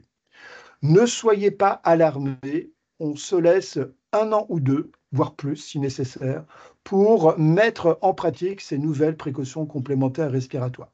C'est un petit peu différent et en tout cas, je ne vais pas rentrer dans le sujet aujourd'hui, ce n'est pas l'objet en tout cas du webinaire d'aujourd'hui, mais je vous invite à venir le 13 décembre à ce prochain webinaire pour avoir plus d'informations sur ce sujet. Je vérifie si c'est le 13 décembre. Pas du tout, c'est le 10 décembre. Le 13 décembre est un vendredi. C'est le mardi 10 décembre, il y aura ce webinaire sur les précautions complémentaires respiratoires. Vous avez donc des questions, on ne va pas tous les passer en revue, mais vous voyez que c'est l'avantage d'avoir cette sorte de vademecum où on vous pose des questions. Est-ce que le personnel symptomatique est placé en éviction ou mis à l'écart des soins? Je passe sur certaines questions. Le matériel, les équipements de protection individuelle, les produits hydroalcooliques, les produits d'entretien et de désinfection sont normés. Ça rejoint la discussion qu'on vient d'avoir il y a quelques minutes et en quantité suffisante. Sensibilisation des résidents, sensibilisation des professionnels. Donc, vous cochez oui, non, et ça vous permettra, là vous avez 20 propositions d'action immédiate en cas d'épidémie, et puis on considère qu'il y a un second temps possible. Et donc, dans ce second temps, selon l'importance ou la gravité de l'épidémie, une cellule de crise est organisée. On a bien vu à travers les présentations de Caroline et d'Olivier qu'il y avait certaines épidémies qui pouvaient durer. Alors, ça dure des fois plusieurs jours, plusieurs semaines, et c'est vrai que là, ça nécessite d'avoir peut-être une cellule de crise. Une personne référente est identifiée pour justement animer cette cellule de crise. Donc, un certain nombre de questions, mais qui arrivent dans un second temps, et ce second temps, il n'est pas du tout obligatoire, parce que très souvent, les épidémies d'IRA ou de GEA se terminent rapidement. Donc, sur second temps, il y a 8 items sur l'organisation et l'investigation avec des actions qui sont proposées. Étape 2, s'il s'agit donc d'infection respiratoire aiguë, on cochera votre épidémie concernera des IRA, puisque vous avez bien compris qu'il y aura aussi un module pour les GEA qui va vous être proposé très prochainement.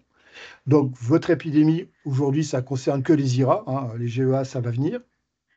Et après, donc pour les IRA, il y a d'abord un tronc commun pour les grippes et les Covid. Et après, vous verrez, il y a deux chemins possibles. C'est une épidémie de grippe ou une épidémie de Covid.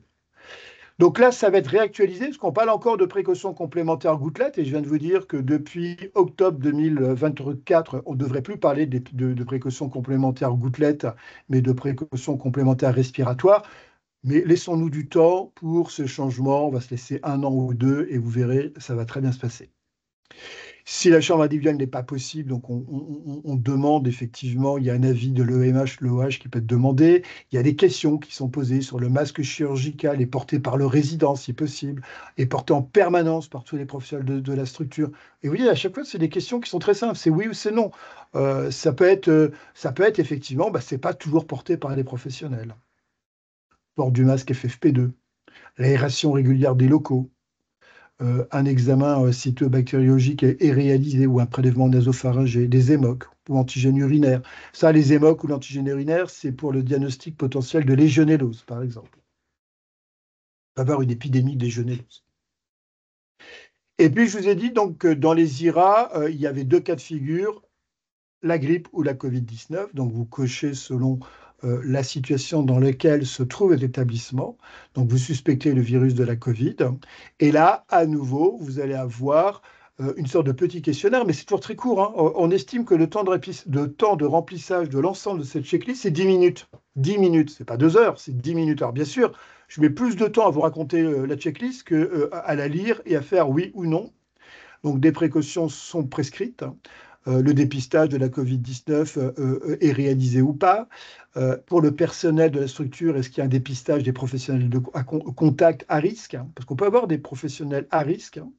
Et à chaque fois, vous avez toujours une aide à en savoir plus. Il suffit de cliquer dessus et vous allez avoir des informations qui vont apparaître sur une page. Donc, on a des spécificités liées au dépistage de mesures d'isolement à la fois pour les résidents et les professionnels, et puis des références de type réglementaire ou recommandations. Pour la grippe, on a quelque chose de comparable. Bon, certes, c'est peut-être un tout petit peu différent de la Covid. Il y a 5 items qui concernent la recherche étiologique, la disponibilité des TROD, les conditions de réalisation. C'était la question tout à l'heure de Sophia Meshkour qui disait que probablement on sous-estime la grippe du fait de la non-recherche étiologique de la grippe, alors que la Covid, on passe moins à côté de l'étiologie Covid. Et puis, on a effectivement des références réglementaires qui peuvent être lues à travers cette checklist en ligne. Et puis à la fin, on a la clôture de la saisie, donc checklist gestion d'une épidémie. Donc on peut clôturer et ça permet d'avoir, en téléchargeant, en cliquant sur le lien, on télécharge l'ensemble de ces réponses et ça vous permet surtout d'avoir une action pédagogique par la suite. Je ne sais pas si c'est la diapo d'après. Voilà, on a un rapport de saisie daté personnalisé.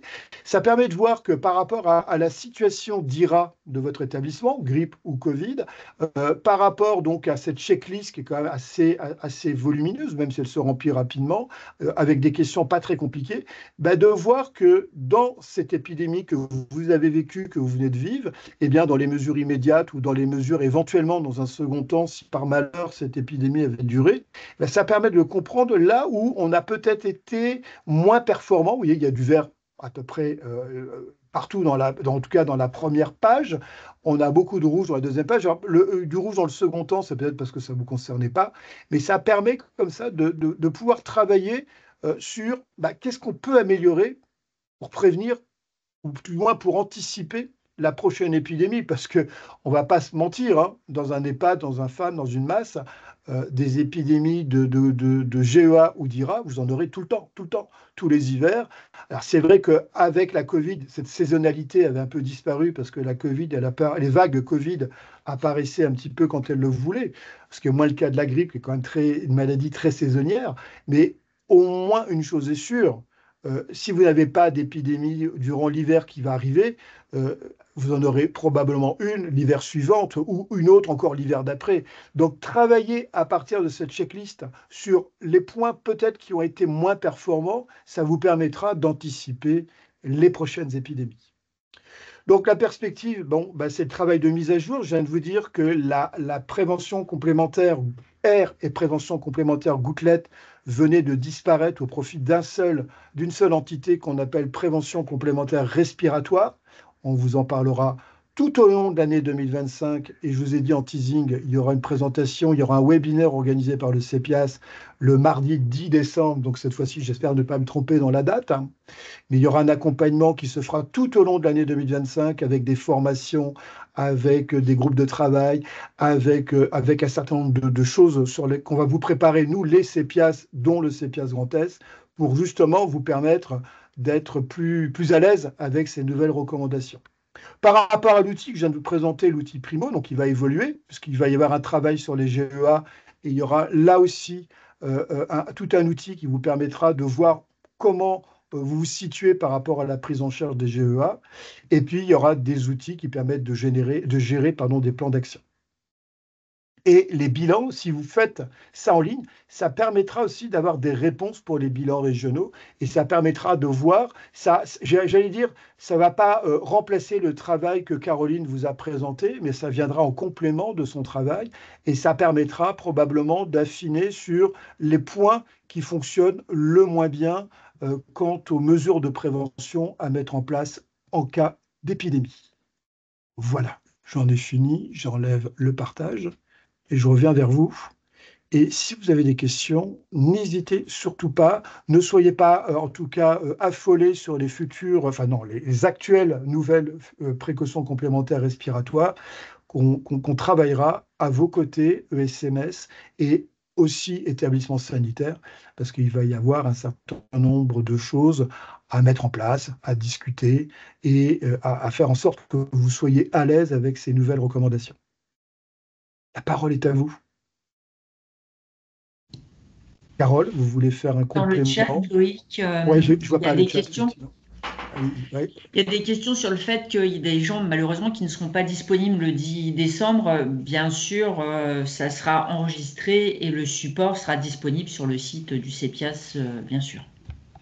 D'autant plus qu'on s'est créé une chaîne YouTube, on est à la mode, Donc, on s'est créé une chaîne YouTube. Donc, du coup, tous nos enregistrements, quand ils peuvent être publics, et celui d'aujourd'hui en est un exemple, seront mis sur la chaîne YouTube et permettront aux absents de visionner pardon, le déroulé du webinaire. Et puis, notre accompagnement ne se résumera pas qu'au seul webinaire du 10 décembre. Hein. On a prévu et on prévoit avec l'ensemble des CEPIAS beaucoup d'actions sur ces nouvelles précautions complémentaires respiratoires. Revenons aux IRA, revenons au GEA, puisque c'est le sujet du jour, même si les précautions complémentaires respiratoires sont une réponse au sujet du jour. Est-ce que vous avez des questions sur... Alors, est-ce qu'il y en avait d'autres, Carole? Non. Non. Non. Aujourd'hui, vous êtes à l'aise avec toutes les mesures à mettre en œuvre dans les IRA et dans les GEA? En tout cas, n'hésitez pas à utiliser les outils existants. Ça vous permet, vous voyez, par exemple, cette checklist, elle a un seul avantage, enfin, elle a un seul, mais un énorme avantage, c'est de rien oublier et d'avoir sous les yeux tout ce que vous devez faire et pas aller au-delà et pas aller en deçà de ce que l'on doit faire. C'est surtout comme ça qu'il faut le voir. Ça prend 10 minutes, vous le remplissez et là, vous voyez où vous en êtes. Et peut-être que vous oublierez moins de choses et ça sera plus facile pour vous. Et si je peux rajouter, Loïc, ça sera plus facile pour nous aussi, parce qu'elle peut nous être transférée. Et dans l'incompréhension ou dans l'amélioration dans les futures épidémies de l'établissement, eh ben, si nous avons cette grille remplie, on pourra être plus affiné dans notre expertise et vous donner de meilleurs conseils. Donc, ça va dans un sens comme dans l'autre. Oui, c'est du gagnant-gagnant, parce que nous, effectivement, on va pouvoir définir là où il y a le plus de difficultés et voir avec vous comment lever toutes ces difficultés. Ok, bah écoutez, s'il n'y a pas de questions, on ne va pas perdre de temps. On va finir avec une petite intervention de Marina. Marina, vous êtes là? Oui, je suis là. Je vous laisse évoquer le travail que vous avez mis en place, là aussi, travail collaboratif. Il ne faut pas oublier le CEPIAS, seul, on n'est pas grand-chose, c'est grâce aux autres. Et donc, travail collaboratif que Marina a initié avec d'autres j'allais dire en région, en Champagne-Ardenne, on va dire. Allez-y, Marina. Merci Loïc. Oui, donc en fait, donc Marina Perracolo, je vais me présenter quand même un peu avant. Je suis l'infirmière hygiéniste qui est en charge de la mission d'accompagnement et de développement des équipes mobiles en hygiène. Voilà. Et donc, j'ai eu la grande chance de pouvoir animer un groupe de travail sur la vaccination. Donc voilà, moi je suis un peu moins structurée que mes collègues, hein, vous n'aurez pas de diaporama, je vais vous raconter un petit peu l'histoire de ce groupe de travail, voilà. Et vous allez voir un peu que, en gros, tout le long de cette histoire, on va parler beaucoup de partage. Donc n'hésitez pas, même au niveau de la vaccination, etc., à partager un petit peu, voilà, dans le chat, votre ressenti, ce que vous avez pu mettre en place, etc. Et effectivement, je rejoins tout à fait mes collègues et ce qu'a dit le docteur Loïc Simon et ma collègue Carole Dumas. C'est qu'en fait, ce groupe de travail-là n'aurait pas pu se mettre en place si on n'avait pas été sollicité, notamment par la docteure Odile Bajolet, donc, qui est responsable de l'équipe mobile d'hygiène du CHU de Reims et de l'équipe opérationnelle du CHU de Reims. Et la cadre hygiéniste, Madame Jennifer Lenoir, qui est aussi responsable de l'OH de Besançon. Donc, en fait, le fait est de nous avoir évoqué leurs difficultés sur les motivations de la vaccination antigrippale, voilà, d'avoir évoqué ces difficultés-là, nous a permis, nous, de pouvoir en fait créer du contenu et aussi mettre des actions en place. Donc, voilà, c'est vraiment, je pense, très important aussi que vous nous fassiez remonter voilà, vos difficultés de terrain. En plus, là, vous avez une belle représentativité avec mes collègues, hein, Madame Dumas sur la Champagne-Ardenne, Monsieur Simon sur la Lorraine et Madame Sophia Mechcourt, qui aussi travaille avec moi sur les EMH et qui est présente sur l'Alsace. Donc, voilà, n'hésitez pas à partager et à nous faire remonter vos difficultés. Donc, je vais entamer mon histoire. Donc, juste pour que vous restiez aussi jusqu'au bout, parce que je sais que je passe la dernière, j'ai une petite surprise à la fin, une exclusivité. Donc, restez bien jusqu'au bout avec moi. Donc, en fait, l'histoire va commencer sur une réunion qu'on a eue avec les équipes mobiles en hygiène. On en a souvent comme ça. Donc, voilà, c'était en présentiel sur Reims. Donc, on accueillait nos 4 nouvelles équipes mobiles en hygiène. Et c'est là qu'elles nous ont fait part pour la première fois un peu de leurs difficultés à parler de la vaccination en général. Et comment elles pouvaient faire face un peu aux résistances des professionnels à se faire vacciner. Donc, je ne sais pas si c'est le cas dans vos structures. Est-ce que vous avez beaucoup de réticences sur la vaccination? Est-ce que vous avez des difficultés à en parler ou pas? On va en faire la promotion. Donc, voilà, ça a été un peu le premier sujet qui est remonté des équipes opérationnelles, des équipes mobiles, pardon. Et donc, du coup, en fait, on est plutôt action-réaction avec le docteur Sophia Meshkour, avec qui on bosse sur les équipes mobiles. Et donc, nous, notre première action, ce qu'on a voulu mettre en place, c'était de proposer en fait un webinaire, donc avec un expert vaccination qui pouvait répondre aux questions que vous pouvez avoir. Donc, normalement, vous aviez reçu, merci pour le partage, les pattes de l'IA, donc il y a énormément de réticence, hein. Voilà. Donc, c'est vraiment, voilà, on a voulu mettre un webinaire en place où on vous avait demandé en fait quelles étaient vos questions, qu'est-ce que vous vouliez poser comme questions, on les a recensées et donc on les a envoyées à notre expert alsacien, hein, donc grâce à Sophia qui nous l'a trouvé. Du coup, qui a pu répondre en fait en live durant ce webinaire à ces questions. Et comme vous l'a évoqué le docteur Loïc Simon, en fait, vous pouvez retrouver ce webinaire sur notre toute nouvelle chaîne YouTube avec plein d'autres contenus.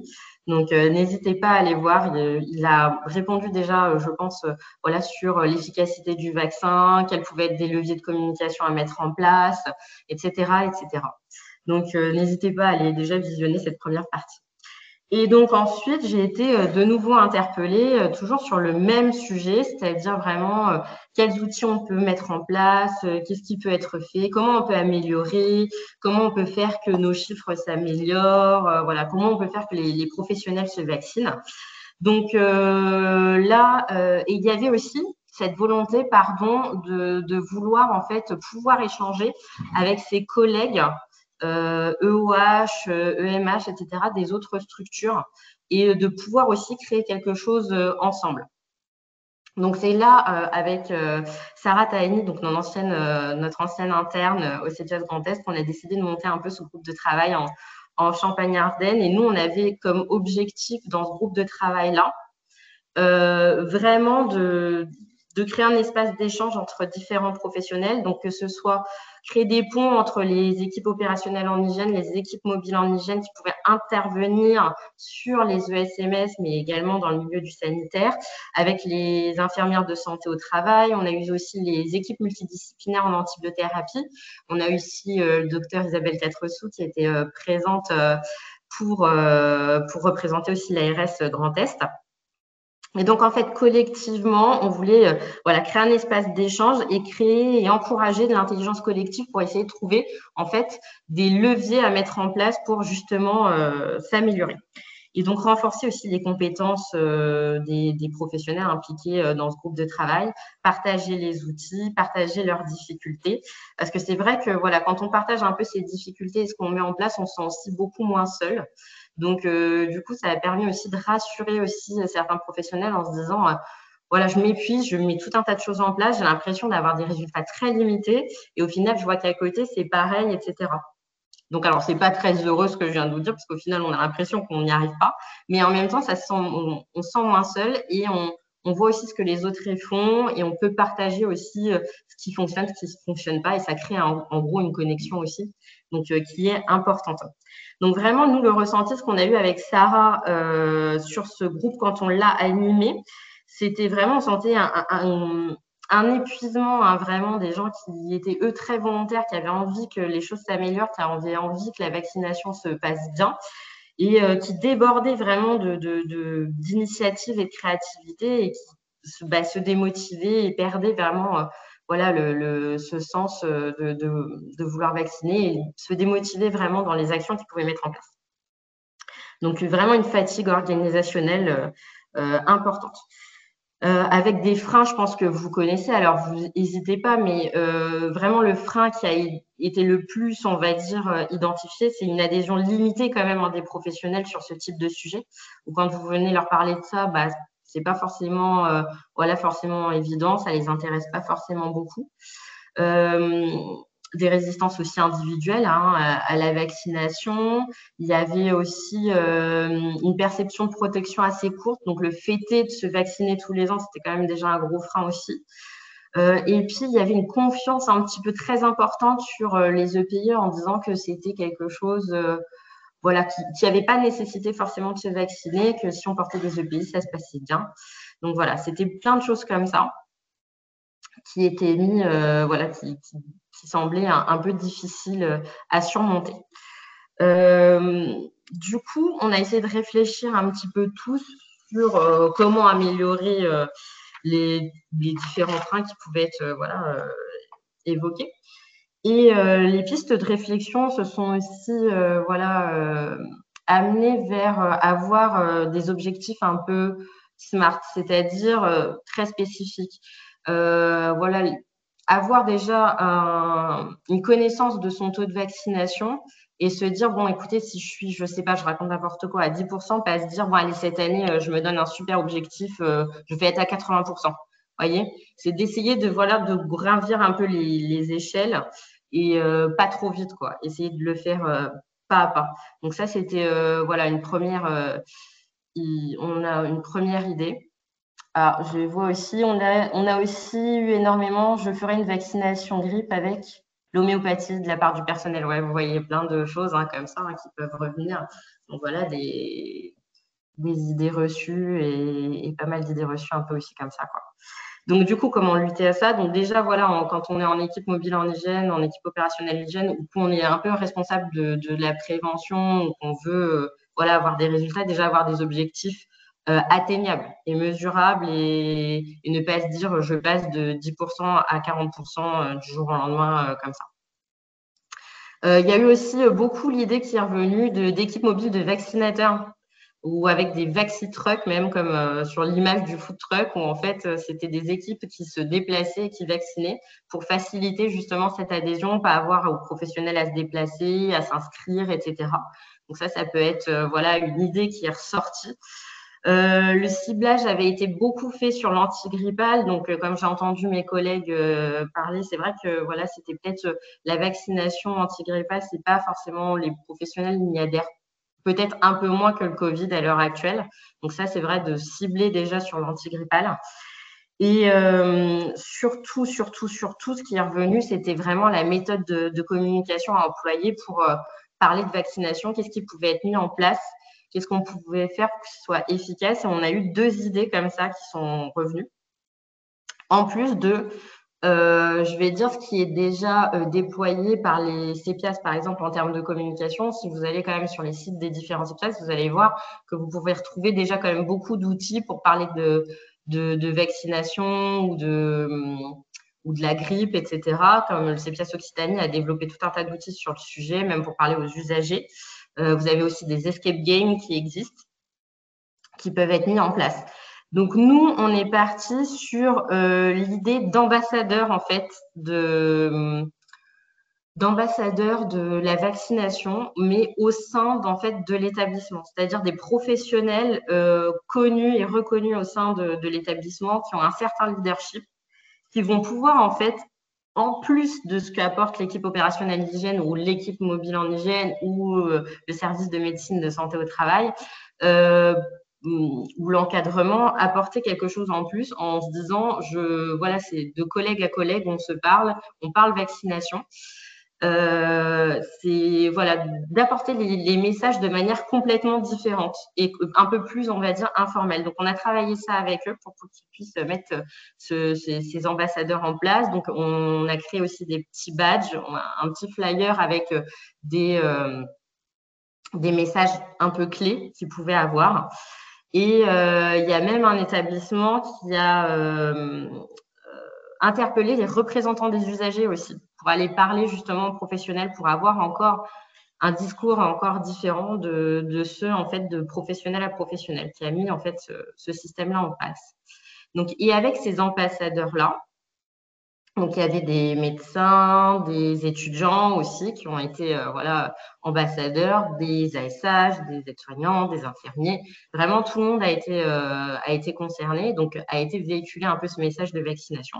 En plus de ça, donc, ce qui a été aussi réalisé entre le CHU de Reims et l'équipe de Besançon de communication, voilà, les 2 équipes de communication, c'est qu'ils ont voulu créer des vidéos, voilà, où justement on mettait ces professionnels de terrain en avant qui parlaient de vaccination à leurs collègues, ou les usagers qui parlaient de vaccination, voilà, aux professionnels de santé, pour voilà, démultiplier les messages et avec un petit slogan à la fin. Donc là, je vais vous présenter. Donc c'est ça le petit, en gros, le petit teasing et le petit bonus, c'est que là, vous allez les avoir en exclusivité parce qu'elles ne sont pas encore finies de monter, etc.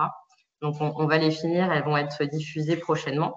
Donc voilà, c'était de mettre en avant ces professionnels-là et de leur donner la parole et de faire en sorte qu'ils puissent en fait s'exprimer sur le sujet et justement créer un émule et ne plus avoir cette expertise en fait ou cet expert qui vient vous parler forcément de vaccination et que vous voyez tous les ans en plus parce que du coup ils répètent les mêmes messages et que là un peu ce soit les professionnels de terrain qui soient mis en avant.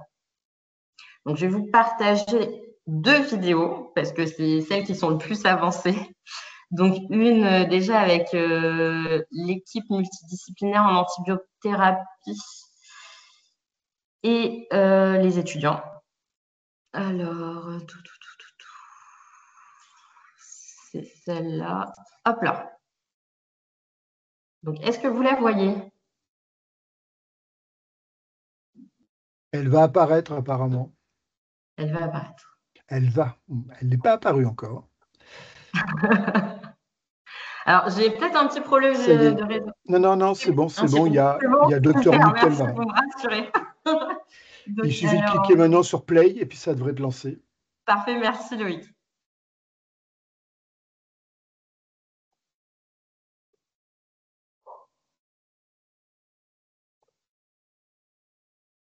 Pour l'instant, elle n'est pas lancée.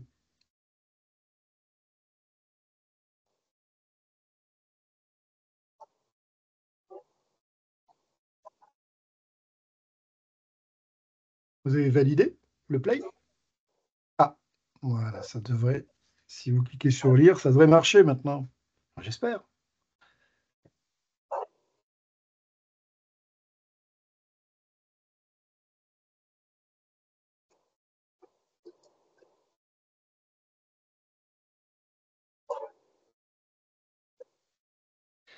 Alors, on n'a pas le son et l'image est très lente.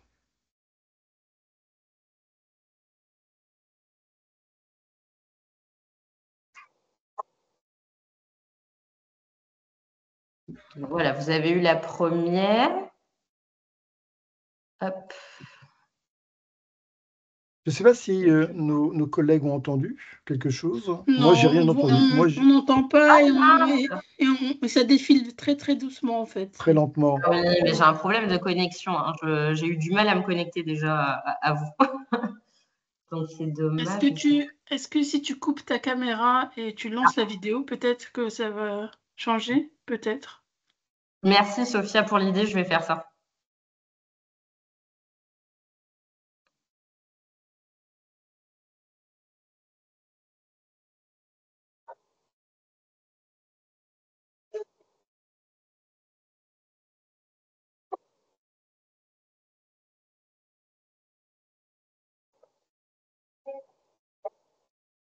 Et là non plus, elle ne défile pas pour l'instant.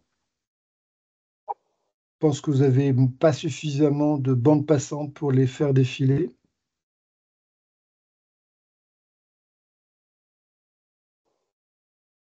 Du fait que on n'arrive pas à voir la vidéo, Marina, vous pouvez juste nous rappeler dans combien de temps elles seront accessibles, ces vidéos, et elles seront partagées? D'accord, du coup, vous n'avez pas réussi à voir? Non. Ah mince. Ça passe pas. Je vous ai fait un teasing qui n'a pas fonctionné, j'en suis désolée. Ah, c'est des choses qui arrivent. Des C'est pas choses qui grave, arrivent. des choses qui arrivent. Donc, non, mais ça devrait être disponible à partir de la semaine prochaine, normalement. D'accord. Disponible à Donc, partir de la semaine prochaine. Est-ce que du coup, il y aura une communication? Est-ce que nous, de CEPIAS, allons faire une communication justement pour faire part auprès des OH, des EMH et de l'ensemble des établissements l'accès à ces vidéos? On peut prévoir ça parce qu'effectivement, il faut pouvoir partager. Tout à fait. Et ben, oui, de toute façon, on rendra ça disponible, je pense, ou sur le site ou sur la chaîne YouTube. Et donc, du coup, voilà, vous finissez, vous concluez très bien, Loïc. Vraiment, voilà, si on doit finir là-dessus, c'est vraiment, n'hésitez pas à partager. On n'est jamais seul dans un problème. Donc, voilà, n'hésitez pas à nous faire remonter vos difficultés, vos besoins, qu'on puisse aussi vous accompagner et vous apporter un appui et monter des projets aussi, pourquoi pas avec vous. Et vraiment, voilà, et aussi peut-être recentrer le discours, parce que je vois aussi encore Madame Coralie Zigo qui disait que nous organisons chaque année une campagne de vaccination grippe pour les personnels de notre IME. Il n'y a que les infirmières et quelques paramédicaux qui s'y inscrivent. Nous ne parvenons pas à motiver les équipes éducatives, malheureusement. Donc, nous faisons pourtant la vaccination sur place. Donc, oui, ça aussi, c'est-à-dire que ça a été beaucoup évoqué, on en a beaucoup discuté dans le groupe de travail, c'est-à-dire parce que là, les deux vidéos, malheureusement, vous n'avez pas vues, c'est des professionnels et les étudiants et les représentants des usagers, mais aussi, il y a une vidéo qui est en cours sur vraiment les professionnels qui, eux, parlent. Et donc, je pense qu'en fait, le fait est d'aller les voir, de leur demander pourquoi et de les impliquer aussi dans quelque chose que vous allez mettre en place pour la vaccination, ça aide aussi à les motiver et à leur donner envie de le faire et de s'impliquer même pour les fois d'après. Après, sachant que vraiment les anti-vax purs, je pense que vous aurez des difficultés toujours à les avoir, c'est très, très compliqué. Par contre, ceux qui sont hésitants ou ceux qui sont motivés, vraiment de leur donner envie, de les impliquer et de leur donner la parole, etc. et de voir avec eux, c'est de maintenir un contact et un échange, c'est hyper important et vous allez voir, ça va leur donner encore plus envie d'y aller, quoi. Vous avez raison, Marina, de rappeler que la cible, ce n'est pas les antivax, ce n'est pas une cible. Les antivax sont j'allais dire, totalement difficiles à faire changer d'état d'esprit. Mais la cible, c'est effectivement les hésitants, c'est les professionnels hésitants. Et là, avoir des vidéos faites par des professionnels pour des professionnels, ça permettra peut-être de grignoter, j'allais dire, quelques pourcentages de vaccination en plus, espérons-le. En tout cas, merci Marina pour cette présentation, enfin pour cette communication. Et on reviendra dans les prochains jours sur le lien pour accéder donc à ces vidéos qui ont été travaillées localement par les Champardonnais. Moi, je tenais à remercier l'ensemble des participants, donc Caroline Fier, Olivier Calle, il y avait aussi Anne-Claire Rémy, et puis Marina Pereira-Colo pour leur participation à ce webinaire sur les IRA et les GEA. Ce webinaire sera mis en ligne dans les prochains jours. Les diaporamas seront aussi mis en ligne sur le site du CEPIAS Grand Est. Et puis n'hésitez pas à revenir vers nous, vers l'ARS si nécessaire, face à vos épidémies d'IRA et GEA. Aujourd'hui, vous avez peut-être plus d'éléments d'information pour savoir comment vous y prendre, ce que vous devez faire, avec quels outils vous devez travailler. Et en tout cas, même si vous êtes toujours en difficulté, nous, en CEPIAS, on restera à votre disposition. Je ne sais pas si du côté de l'ARS ou du côté de Santé publique France, vous vouliez conclure aussi, Anne-Claire, Olivier, Caroline pour Santé publique France. Vous voulez rajouter quelque chose en conclusion ? Non, côté ARS, on est aussi disponible pour répondre aux questions, même hors signalement. N'hésitez pas, vraiment envoyer un mail à l'adresse du point focal régional. Ça sera transmis à la veille sanitaire vraiment rapidement. Donc, n'hésitez pas à nous contacter si besoin. Caroline, je ne sais plus si elle est là.